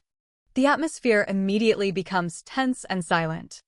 After a moment, Lavalier asks while shaking her leg, do I really see you that way? Her face becomes dark. Sissy, not intimidated, looks at her seriously. The two lock eyes for a long moment. Lavalier then says softly, you have a lot of nerve. Sissy grins and replies, thank you, Aunt. She closes her eyes tightly and thinks. The small snake playfully slithers along the leg of the beast. It raises its glossy head, pretending to be obediently submissive. Deceived by its pitiful appearance, the leopard gradually lets down its guard. It seems to find the gesture rather cute. Unfortunately, the arrogant leopard only regrets it when the very snake it nurtured paralyzes its limbs. In another scene, a plea rings out. Please, just spare my life. Please, Sir Michael. He says nonchalantly, should I just kill him? No, he's the one who touched the incense burner. No matter how we torture him, we can't get any information that leads to them. This drug is truly strange. He screams his explanation, I really don't know anything. They said it was a medicinal herb good for the body, that I just had to mix them together, so I took the money and did it. He is immediately kicked in the neck, ending his life. A combination that has never been recorded, even in pharmacology. It turns out that when used together, it becomes a poison. Although it doesn't cause immediate illness, it will slowly rot the bronchial tubes, and there are also symptoms of poisoning. If it weren't for that punitive expedition, I might have ended up in the same situation as His Majesty. I thought he was just an ordinary guy, but it turns out he was secretly doing such audacious things under the surface. Lock him up under a different charge and see how they react. Do you still stand by your opinion on that report? Yes. On the contrary, it feels like everything that was vague before has finally found an answer. After all, she is my biological mother. So I thought she wouldn't have the heart to refuse her son's earnest plea. But it seems my cold-hearted mother still wants to see bloodshed in the end. Before the bright lights. Michael's gaze is firm. And hey, Kale. He turns his head to listen as the other person calls. The person continues, don't be too cold to women. Even when we dance, Sir Michael doesn't even spare us a glance. Do we have to pick up a sword for him to pay attention to us? The women in the royal palace are getting worked up, saying they're afraid of you. Michael replies coldly, "There's no need for me to concern myself with such pleasures. Kale, honestly, I still prefer it when you had long hair. Back then, if the young ladies pleaded, you'd indulge them at least once." "Sir Michael, I heard from the alchemists people say that blood moon eyes can talk to snakes. Letting those rumors spread like that is disrespectful to His Majesty, isn't it? Let me cover this up for you. Sir Michael, I love you. Please, don't choose that woman. Use this body and heart of mine. I dare not hope for your love in return. Just look at me. But, just for one girl, you cut off all your hair, Kale. Now you look like you're practicing abstinence. Anyway, I can't forget a woman who jumped right in front of my eyes." Michael calls out sternly, "Eddie, what is it you're trying to say?" He lowers his voice. All right. It's just that I had a dream that you might understand. A woman jumped from a balcony. You can probably guess the outcome. Her head was smashed, and she died. Normally, women rarely die so gruesomely. But I've never seen eyes like that before. A look that wanted to die instantly, but at the same time, struggled desperately to live. A gaze as sharp as a wild beast's, yet so naive it couldn't hide the malice within. So foolish and so pitiful. I'm afraid I'll get bitten. Michael turns and walks away. I'm not free enough to listen to you talk about the girl in your dreams. I'm leaving. You're really cold. Eddie looks up. He looks at the empty balcony and prays. How about you come back and find me again? I'll let you have one chance. Elsewhere, Lady Lavalier says in a stern voice, don't bare your teeth so freely. The lady calls all forms of education the process of taming a wild beast into a human. Hearing this, the crowd around them begins to whisper and gossip. I wonder how badly Sisyu by Subo behaved for her to say such things. They're busy speculating and weaving all sorts of stories. But they don't know that the wild beast she mentioned was not referring to my behavior at all. You are quite quick and clever, unlike your mother. You not only have patience beyond your years, but are also skilled at finding ways to please me. But this recklessness, this audacity you just showed me, how should I interpret it? That statement was her way of naming her own clumsiness in failing to perfectly conceal her feelings for me. Who in this world is more foolish than one who lets their emotions show in their eyes? So be patient, even more patient. It's enough to hide the venom under your tongue. Everything here needs to be corrected. If you want to become a lady of a noble family, remember the following. The lady not only recognized the weaknesses I deliberately exposed to give her a sense of accomplishment, but was also sharp enough to point out flaws that even I had not noticed. When dealing with people, your face must be as gentle as a spring breeze, your gestures as elegant as a flower branch, and your words as sweet as honey. That almost obsessive criticism, upon reflection, is also an opportunity. Although I had memorized etiquette through experience in my past life, I never reached the level of true mastery that she demonstrated. Lady Lavalier continues to instruct, reading not only needs to be fluent, but also requires controlling your pace and rhythm to sound natural.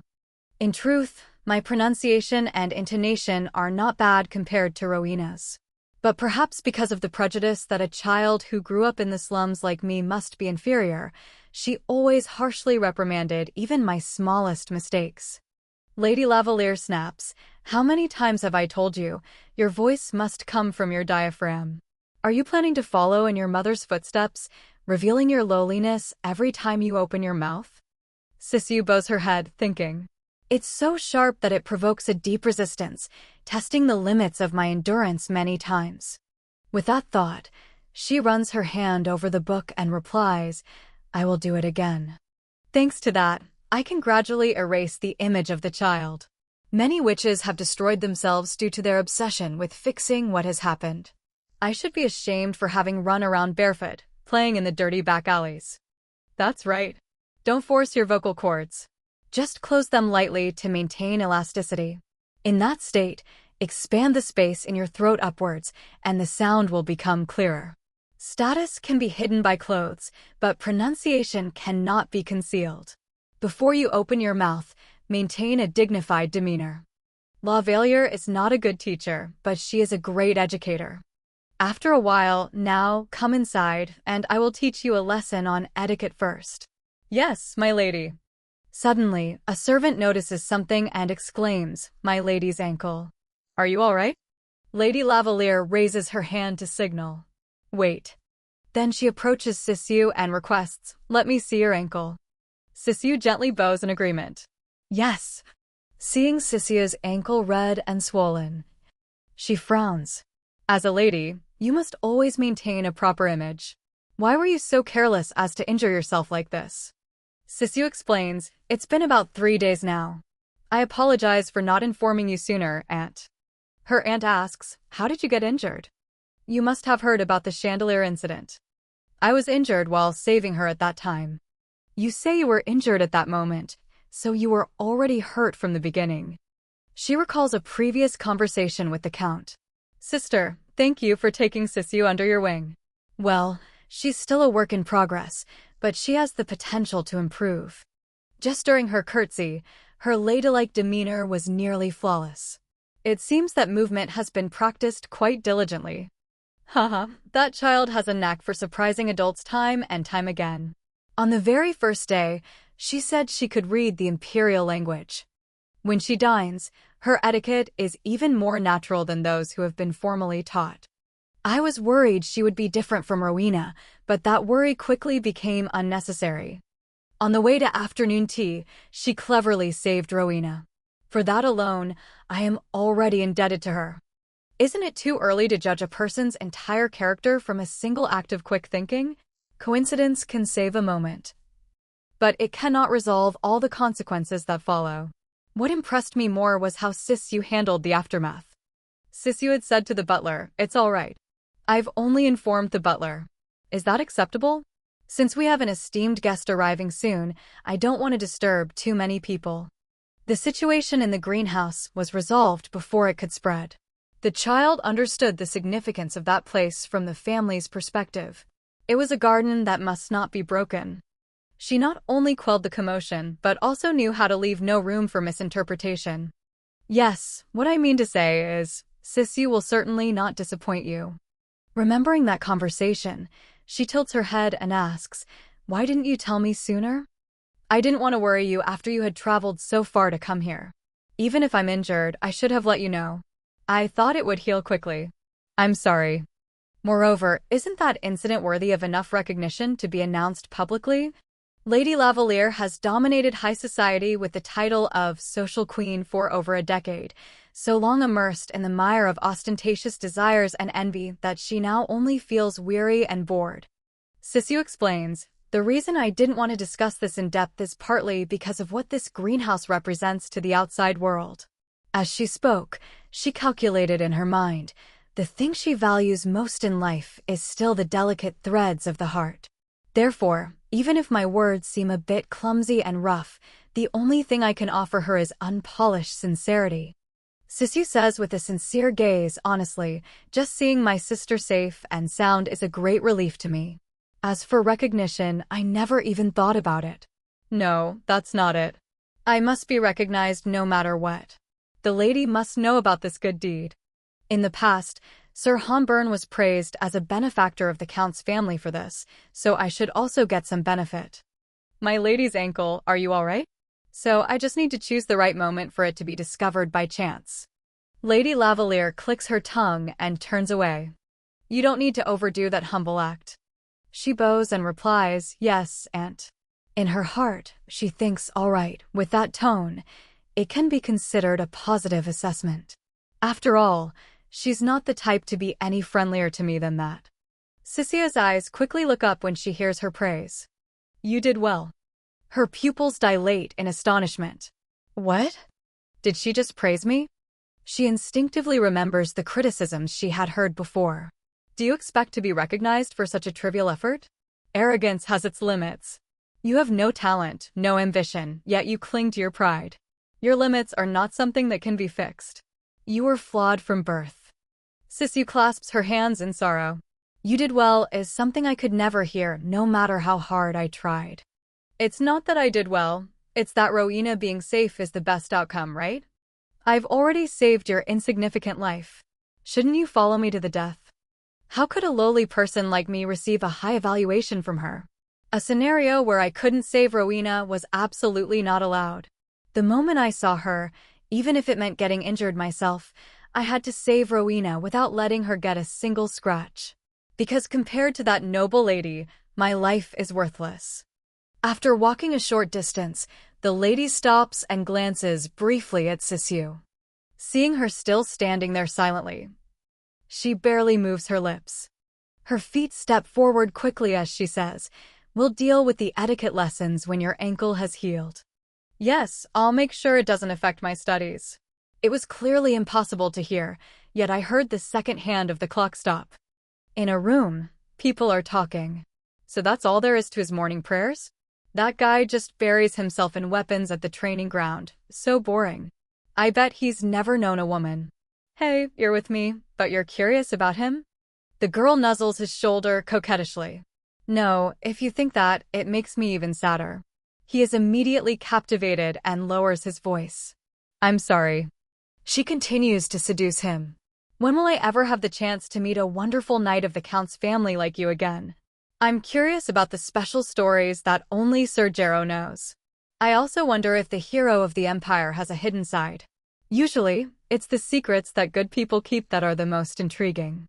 Hearing these sweet words, Gerald confesses, well, it's true. The kid himself is boring, but the really interesting one is his older brother, Lesbido Hanburn. Unfortunately, that guy can't amount to anything. Just then, a shout comes from outside the door. You cunning Nido Holy. Jero startles and breaks into a sweat. Huh? What? The shouts from outside continue. How dare you use your lowly body to bewitch my husband? Please calm down, my lady Viscountess. Perenal pulls away from Jero's shoulder, feigning disappointment. Oh well, time's up.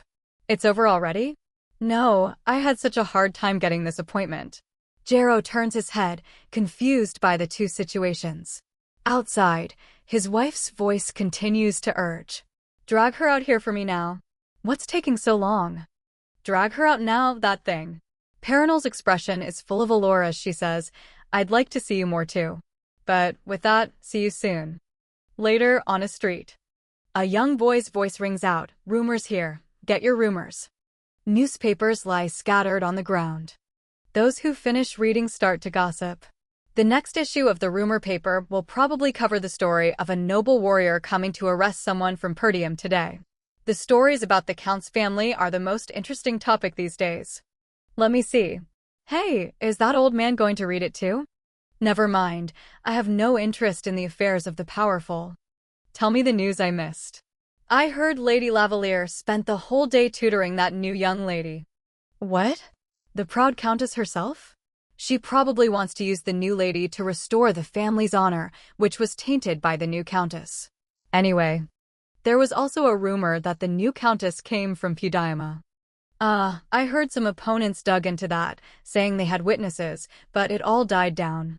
They probably used money to shut them up. That sounds even more suspicious.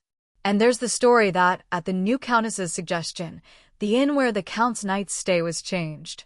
There's a rumor that the innkeeper is actually the new lady's biological father. But I hear the girl is quite pretty, probably takes after her mother. Even so, the maids there say she looks like she could swallow someone whole. Come on, what are we standing here for? Let's go for a drink and talk more. Coming with? I'm not going, I have to go home. Oh, can't you take one day off? That tavern is cheaper for 3 people. Is your wife still grieving? The old man stomps out his cigarette, but with his foot. Then he walks away without another word. The other person watches him go and says, how heartless. How can you say that to parents who just lost a child in the war? Well, I lost my parents too, so I understand. It's been a while since the Salotomi incident. I thought they would have recovered somewhat. Hey buddy, the pain of losing a child is a wound that cuts the heart with every breath. On a street not far away, the old man walks grimly with a bag of groceries. Behind those heavy footsteps is another pair of feet, quietly following. When he gets home, his wife greets him, "You're back." As for food, work has been scarce lately, so we'll have to make do with soup for now. Oh, hey, today I found a dead bird in the fence. Last time it was a rabbit. What good luck. Maybe it was chased by a bird of prey. Suddenly, she notices something.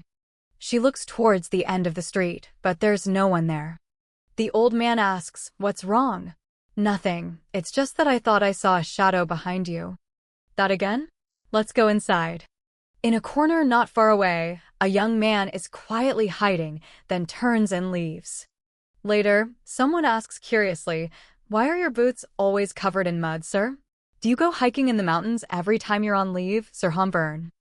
Hanburn turns back and replies, "What else can a knight like me do when I go out? But the other knights are always busy meeting women when they go out. I hear there's a woman named Paranal or something in Perdium who's very popular these days. They say she's very beautiful. Have you met her?" Hanburn replies indifferently, not interested. The other guy continues. "Well, anyway, our Count's family has Lady Rowena, the most beautiful woman in the entire empire. So other girls probably don't even catch your eye." Rustin changes the subject. "Belle, we're going to the training ground now. You go get the swords." Belle continues, "I heard that at dinner this time, the new lady made Lady Rowena sad again. Have you heard about that?" There is no reply from Justin, only a dark shadow slowly creeping over him. In a cold tone, Belle looks up with a fearful expression. Rustin's face darkens as he orders, "Die 100 times, read 100 times. Disobey and you'll be disciplined." Immediately after, Belle, weeping, obeys and reads aloud. "Do not speak unjust things, nor let lies come from your mouth. Hold fast to righteousness and do not let it go. When you do so, you will live your whole life without shame or being condemned by sin." The clash of swords is heard along with gossip. "I heard that this time the new lady flatly refused Lady Rowena when she wanted to talk." Flashback to the situation. "Sisyu, as we discussed this morning, can I see you for a moment?" "I'm sorry, I have to prepare for my lesson with my aunt right now, so I can't go with you." "I heard that after being rejected, the lady was very dejected. Thanks to that, her status has been elevated.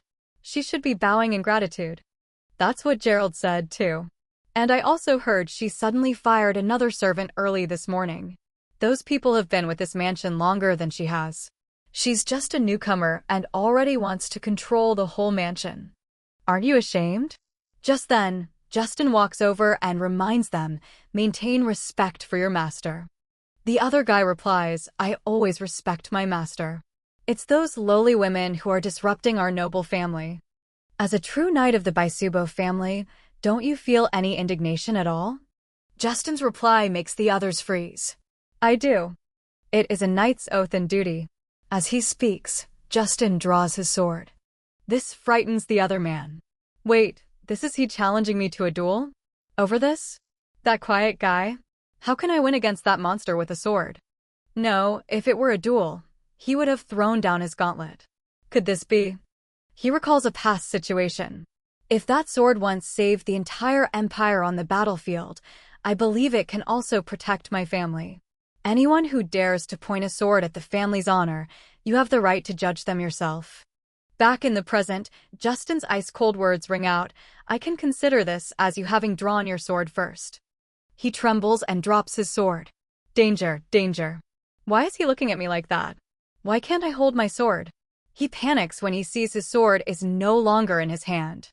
Justin Absad says again, "Therefore, hold fast to righteousness and never let go." Finishing his words, he approaches and praises. "Belle, you sharpened your blade well today." The other guy stands there, purple with anger, muttering hatefully as Justin walks away. "Trying to act all noble by yourself again? Forget it, let's go.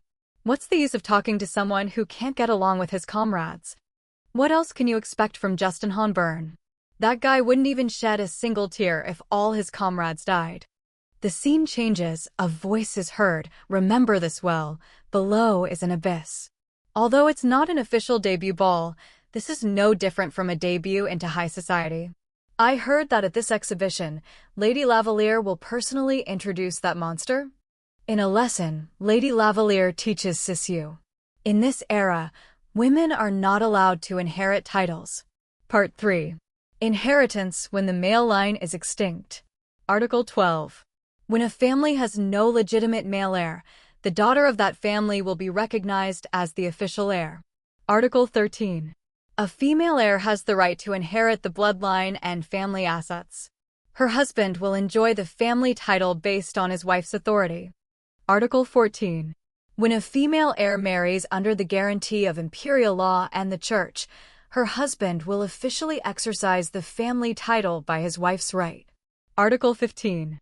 The person exercising the title by right of the female heir is responsible for managing the land, rights, and obligations of that family, and also bears the responsibilities of an imperial noble.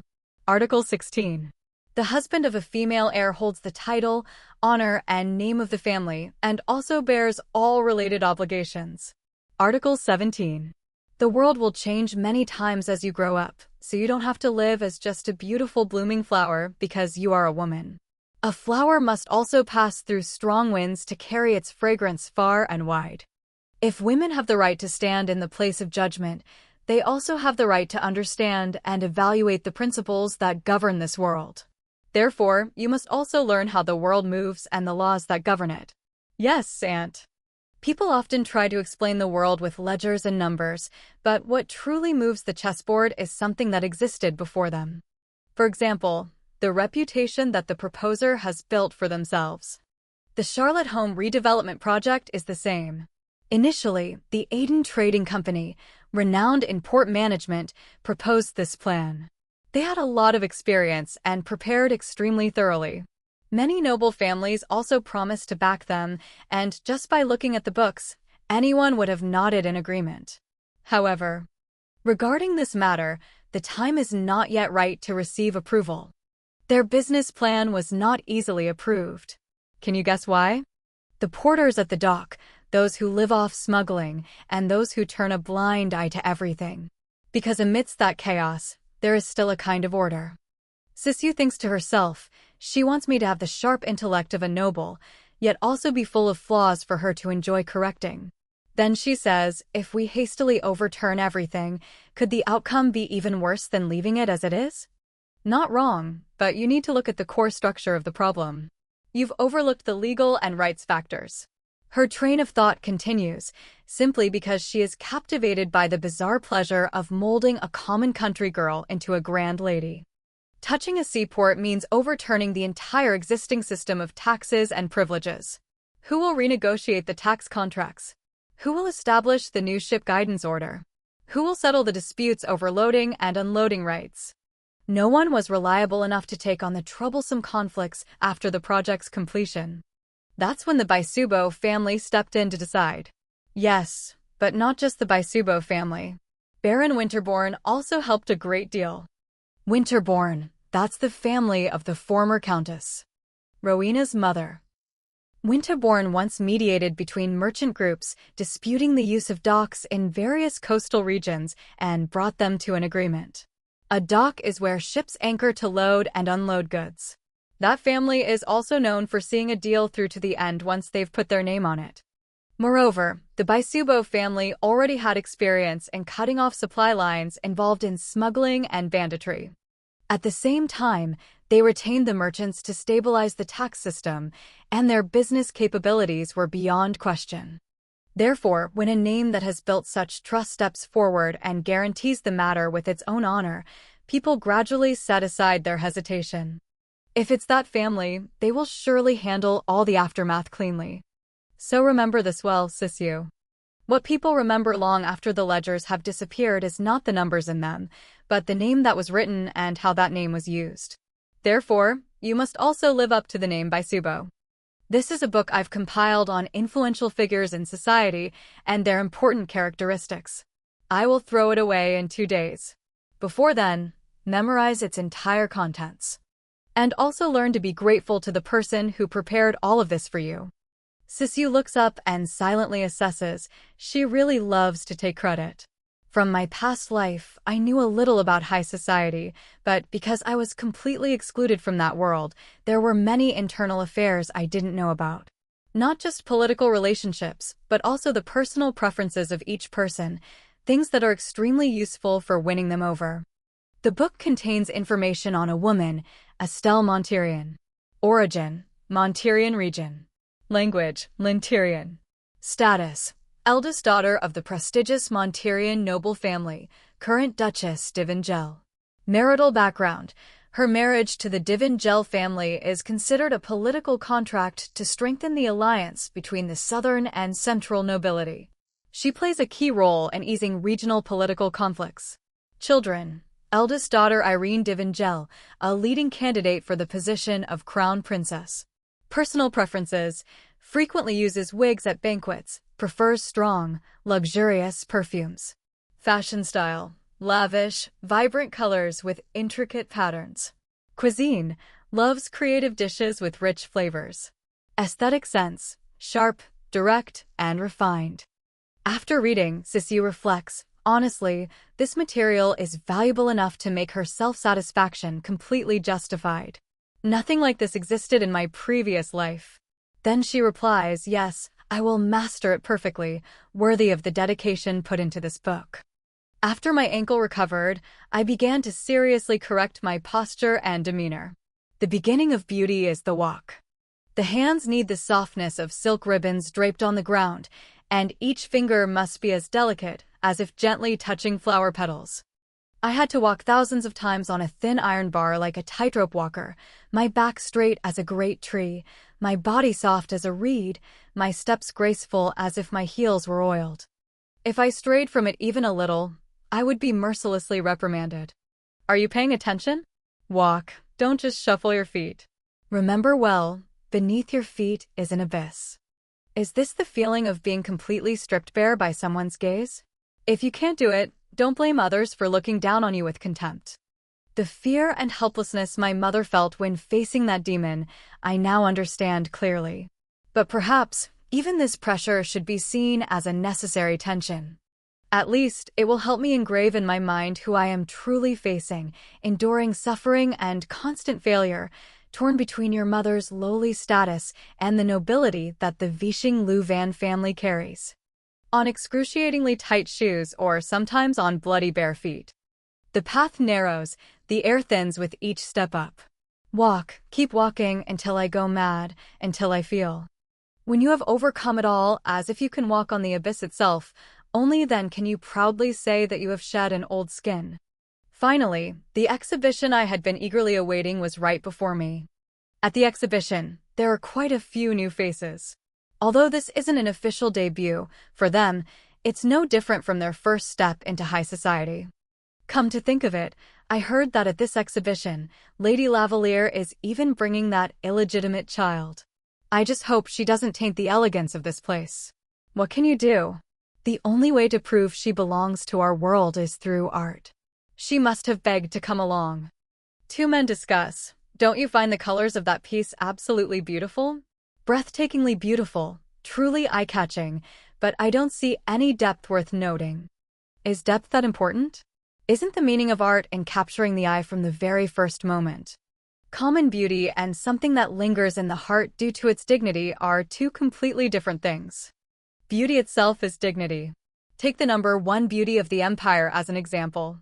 Just one look at the lady of House by Subo, and you'll understand. I don't think so. I appreciate an elegance honed from a life truly lived over the kind of beauty that overwhelms you instantly. If you believe in your opinion that much, how about a bet? All right. The loser gives up the item from the other day. It seems more new people have arrived. Let's go. The large doors open. Marchioness La Valliere and the young ladies of House by Subo have arrived. The first presence, respected as a noble among nobles, a lady among ladies. Greetings, Marchioness La Valliere.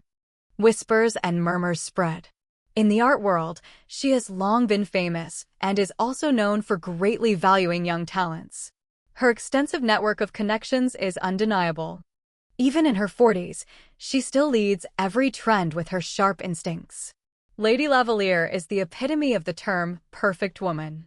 So, I wonder how beautiful the inheritor of that bloodline will be. The young gentleman must be eagerly awaiting the appearance of Lady Rowena.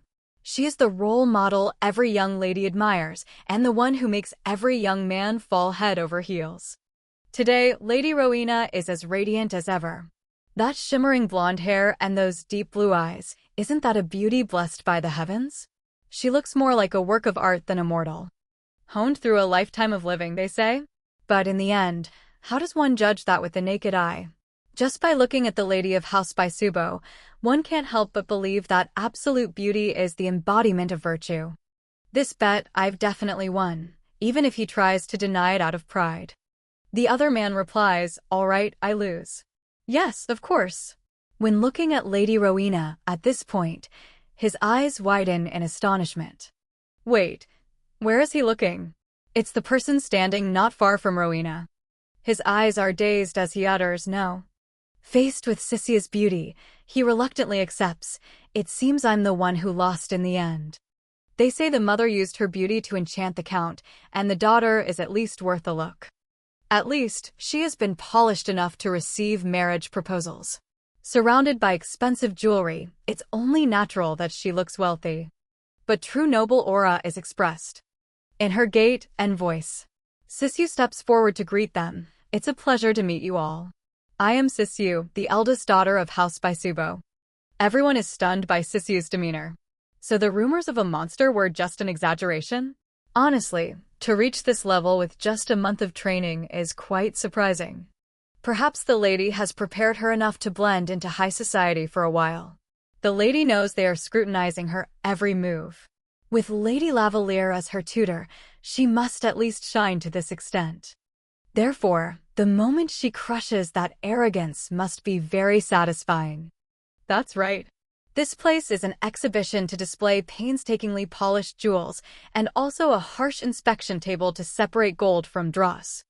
After a quick observation, Lady Lavalier speaks, "Sisyu, in this exhibition, the names of the artists are hidden. Who painted which work is also concealed, so viewers can only judge the paintings with their own eyes.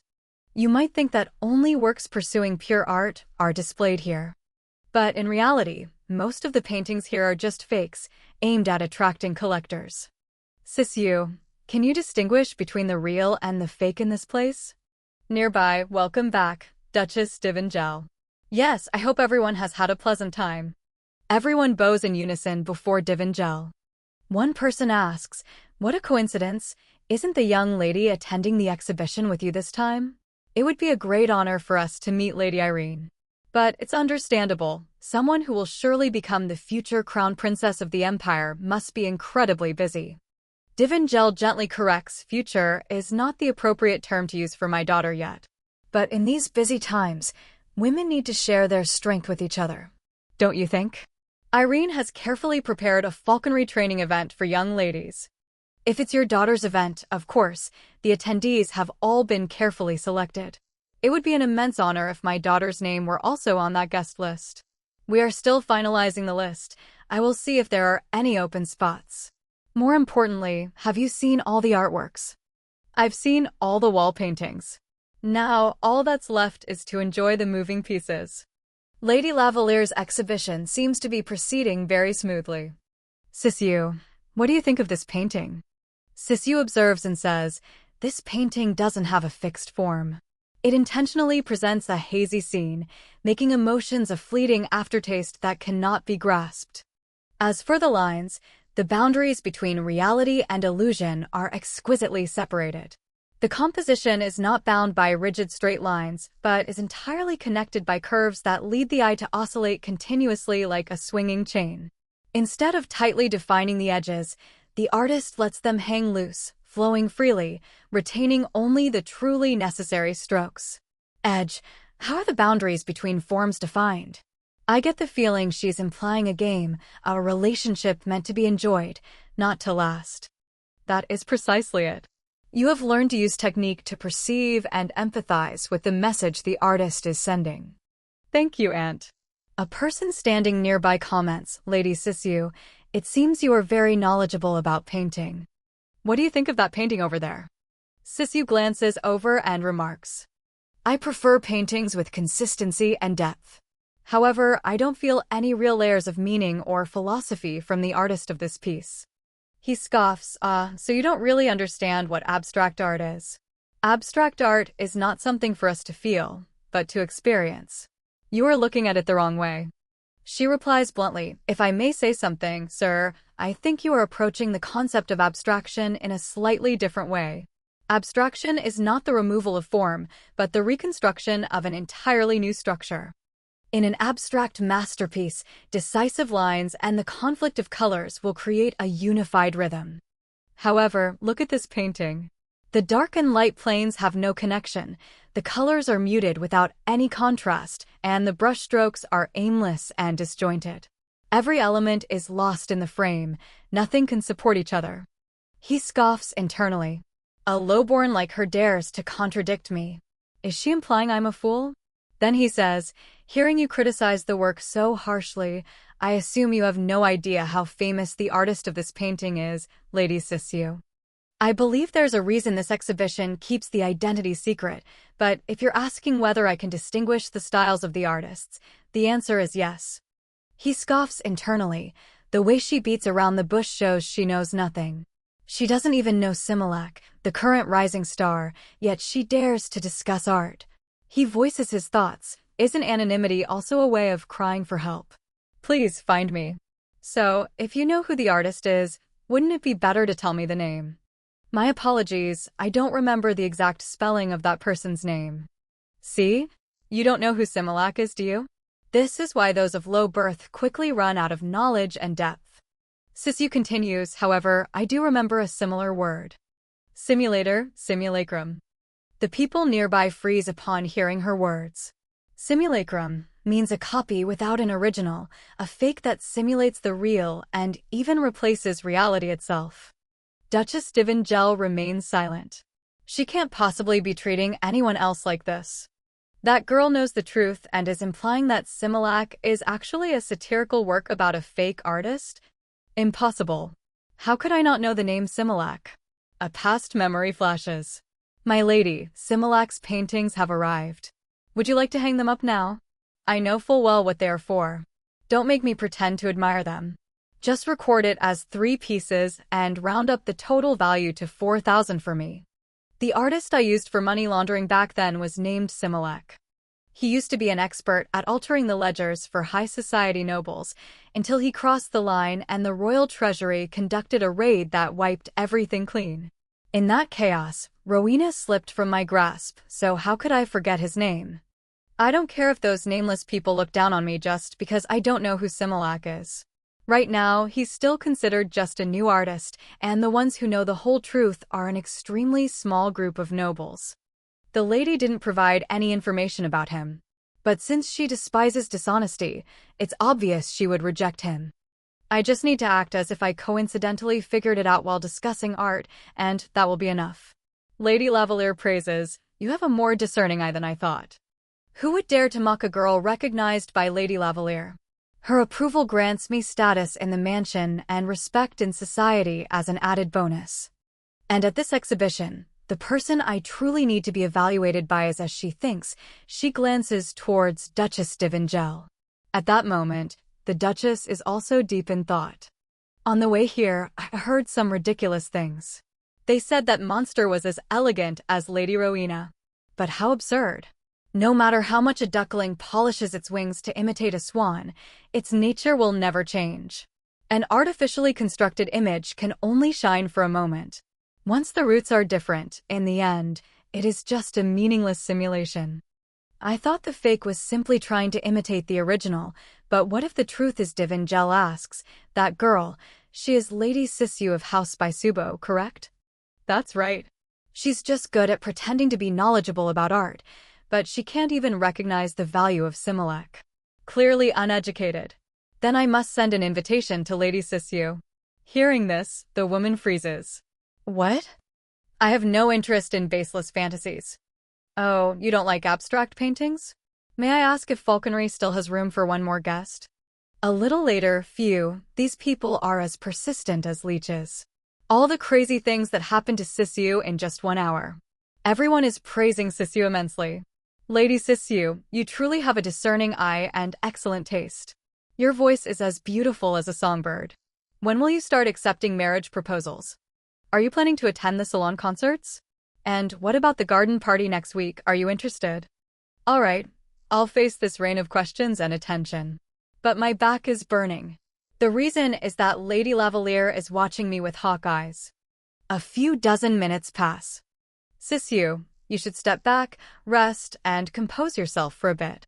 Meaning, the fun is over. You may leave now. And just like that, she left, taking everyone with her, leaving me standing there all alone. I want to go home. Maybe I should kill some time in the ladies' restroom. There's no one left to meet anyway. Suddenly, someone speaks a greeting. It's been a long time, my lady. Sisyu freezes and guesses silently. This voice don't tell me. Isn't this young Master Beaches? He speaks up indeed. I hope you have been well. Did my greeting happen to interrupt your thoughts, my lady? A few memories surface, and she thinks last time he was acting so childish, yet this time he's surprisingly polite. Was it just because of the alcohol? His hot and cold behavior is a bit amusing, but nothing good ever comes from getting involved with him. We have a tendency to easily provoke each other. With that thought, she replies, interrupted? Not at all. I was just on my way to the powder room. So, if you could please step aside. Sisyu bows slightly. Well then, goodbye. He immediately cuts her off. Then, if you don't mind. May I have the honor of escorting you, my lady? Sisyu silently assesses. The way the gentleman extends his hand is so elegant, as beautiful as a painting. His low, gentle voice is like a lullaby, yet still measured and polite. Especially the discreet gaze he gives me, it's so captivating it makes my heart skip a beat. A few ladies standing nearby admire. Oh, to be escorted by such a handsome young master would be a great honor indeed. Which prestigious family does that young master come from? With that aura, his fame should have spread far and wide by now. His facial features are so exquisite, it's as if they were crafted by the hands of the gods themselves. Do they mean the young master's glamorous appearance? I admit he's very handsome, but unfortunately, that face is also more than capable of driving people crazy. Handsome men who are aware of their looks are so annoying. I don't know anything about this person's background, status, family, hometown, or even his age. It's all a mystery. However, I know all too well that behind the sweet trap called fate lie secrets so ugly they are unforgivable. Seeing her silence, he speaks up. If you are still hesitant because of my rudeness that day, I can assure you that it will never happen again. It's not about that. It's just that I'm exhausted. I was hesitating, not knowing how to tell you. The train of thought continues. If I stay around him, my tone will surely become harsher. Soon, I'll start growling at him. But she speaks up. I didn't mean to make things awkward for you. Yes, I know. You would never make me into a shameful person. That innocent look is like a small puppy begging to be touched. Or is it all just my own prejudice? With a very earnest expression, he says, so please, will you take my hand? The whispers start again. To make a gentleman wait that long. What a disrespectful act. Is she really going to leave so rudely? After being taught by the lady, I can't believe she would behave so rudely and arrogantly. Hearing this, she forces a professional smile and agrees. Then I'll trouble you to escort me. In her heart, she wonders, what are you plotting this time, Theodore Beaches?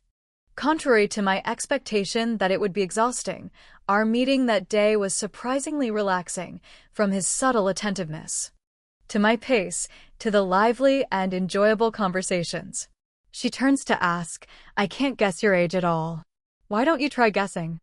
Sisyu silently observes. No matter how I look at it, his skin can't be younger than my age in my previous life. So, let's start from 21. But that experienced aura makes me hesitate. He asks worriedly, 35. She replies, isn't that a bit far off? Do you have a specific age in mind? Based on your past, I think it's better if you're under 30. Because for a man over 30 to be so intimate with a 17-year-old is hard to accept. Honestly, when I first met you, my lady, I immediately thought you were already an adult. You think that's obvious? The way you carried yourself with such unshakable composure. It was so natural it was hard to believe you were just a young girl. Frankly, I might have been secretly hoping you were closer to my age. But I never expected you to be only 17. Looking back now, I feel I was rather forward. But it's to be expected. In a world where even my 16-year-old sister receives marriage proposals every week, perhaps from today onwards, you will receive proposals every day. Anyway, I just saw those young men vowing to come over to you. And as a man myself, I can completely understand the feelings of those young men when they are so captivated by a beautiful woman like you. Hearing this, she thinks to herself, I tell myself they're just sweet nothings, but it doesn't sound too bad. He is the type of man who knows how to use his voice to weave a pleasant melody. He said he was the second son of a noble family who had spent most of his time studying abroad. He would occasionally return for a few exhibitions, but would have to leave again soon. Anyway, before I leave, I really wanted to meet you at least once. He said that so casually, as if it were nothing special. But up until that point, everything was fine. Throughout the walk to the private lounge for nobles, he acted like a true gentleman. His cravat was perfectly tied without a single flaw. And even the kiss he placed on the back of my hand when we parted was completely within the limits I expected. Yes, everything was fine until that moment. Thank you for escorting me. I'll take my leave now. One more thing. Benjamin Choiseaught's furniture is truly exquisite and beautiful. Yes, he is indeed a master craftsman. At this, she freezes. Benjamin Choiseaught? A memory flashes. Dear Lady Marianne Chatteris, mistress of the Rose Palace. I have never seen such beautiful and unique furniture until I laid eyes on the work of craftsman Benjamin Choiseaught. Thanks to the skillful combination with the mysterious Eastern culture, they possess a beauty that is both magnificent and elegant. I stake my honor that his craftsmanship will surely conquer your ladyship's demanding taste. A nobody until he met Chatteris. Send it to the Rose Palace immediately. Benjamin Choiseaught? While Sisu is still bewildered, he starts to leave. In that case, I'll take my leave first. She quickly calls out. Wait, young master, I need an explanation. Did he intercept the letter sent to the palace? How? Wait, young master Beaches. And why did he reveal that to me? Answer me, how did you know that? Damn it, this dress is too cumbersome, I can't catch up. I can't let him get away so easily.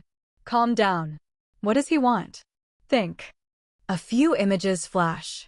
That guy will surely go around bragging that his clients are all high-ranking nobles, even royalty. Thanks to that, he will proudly compete for the title of the #1 shop in the empire. Are you really going to sit back and watch your honor be trampled on like this? The honor of a noble? At least commoners steal for a living. What about you? Besides your base nature and thieving habits, is there any other reason for your behavior? You were secretly snooping and eavesdropping on others from the start. Unable to control that lowly thieving habit, you even wear gloves, pretending to be elegant while your own hands are rummaging through someone else's private letters. Suddenly, someone moves close to her. His hand gently brushes past Sisai's lips. Her body moves with the long slide of his finger. A cracking sound was heard right after.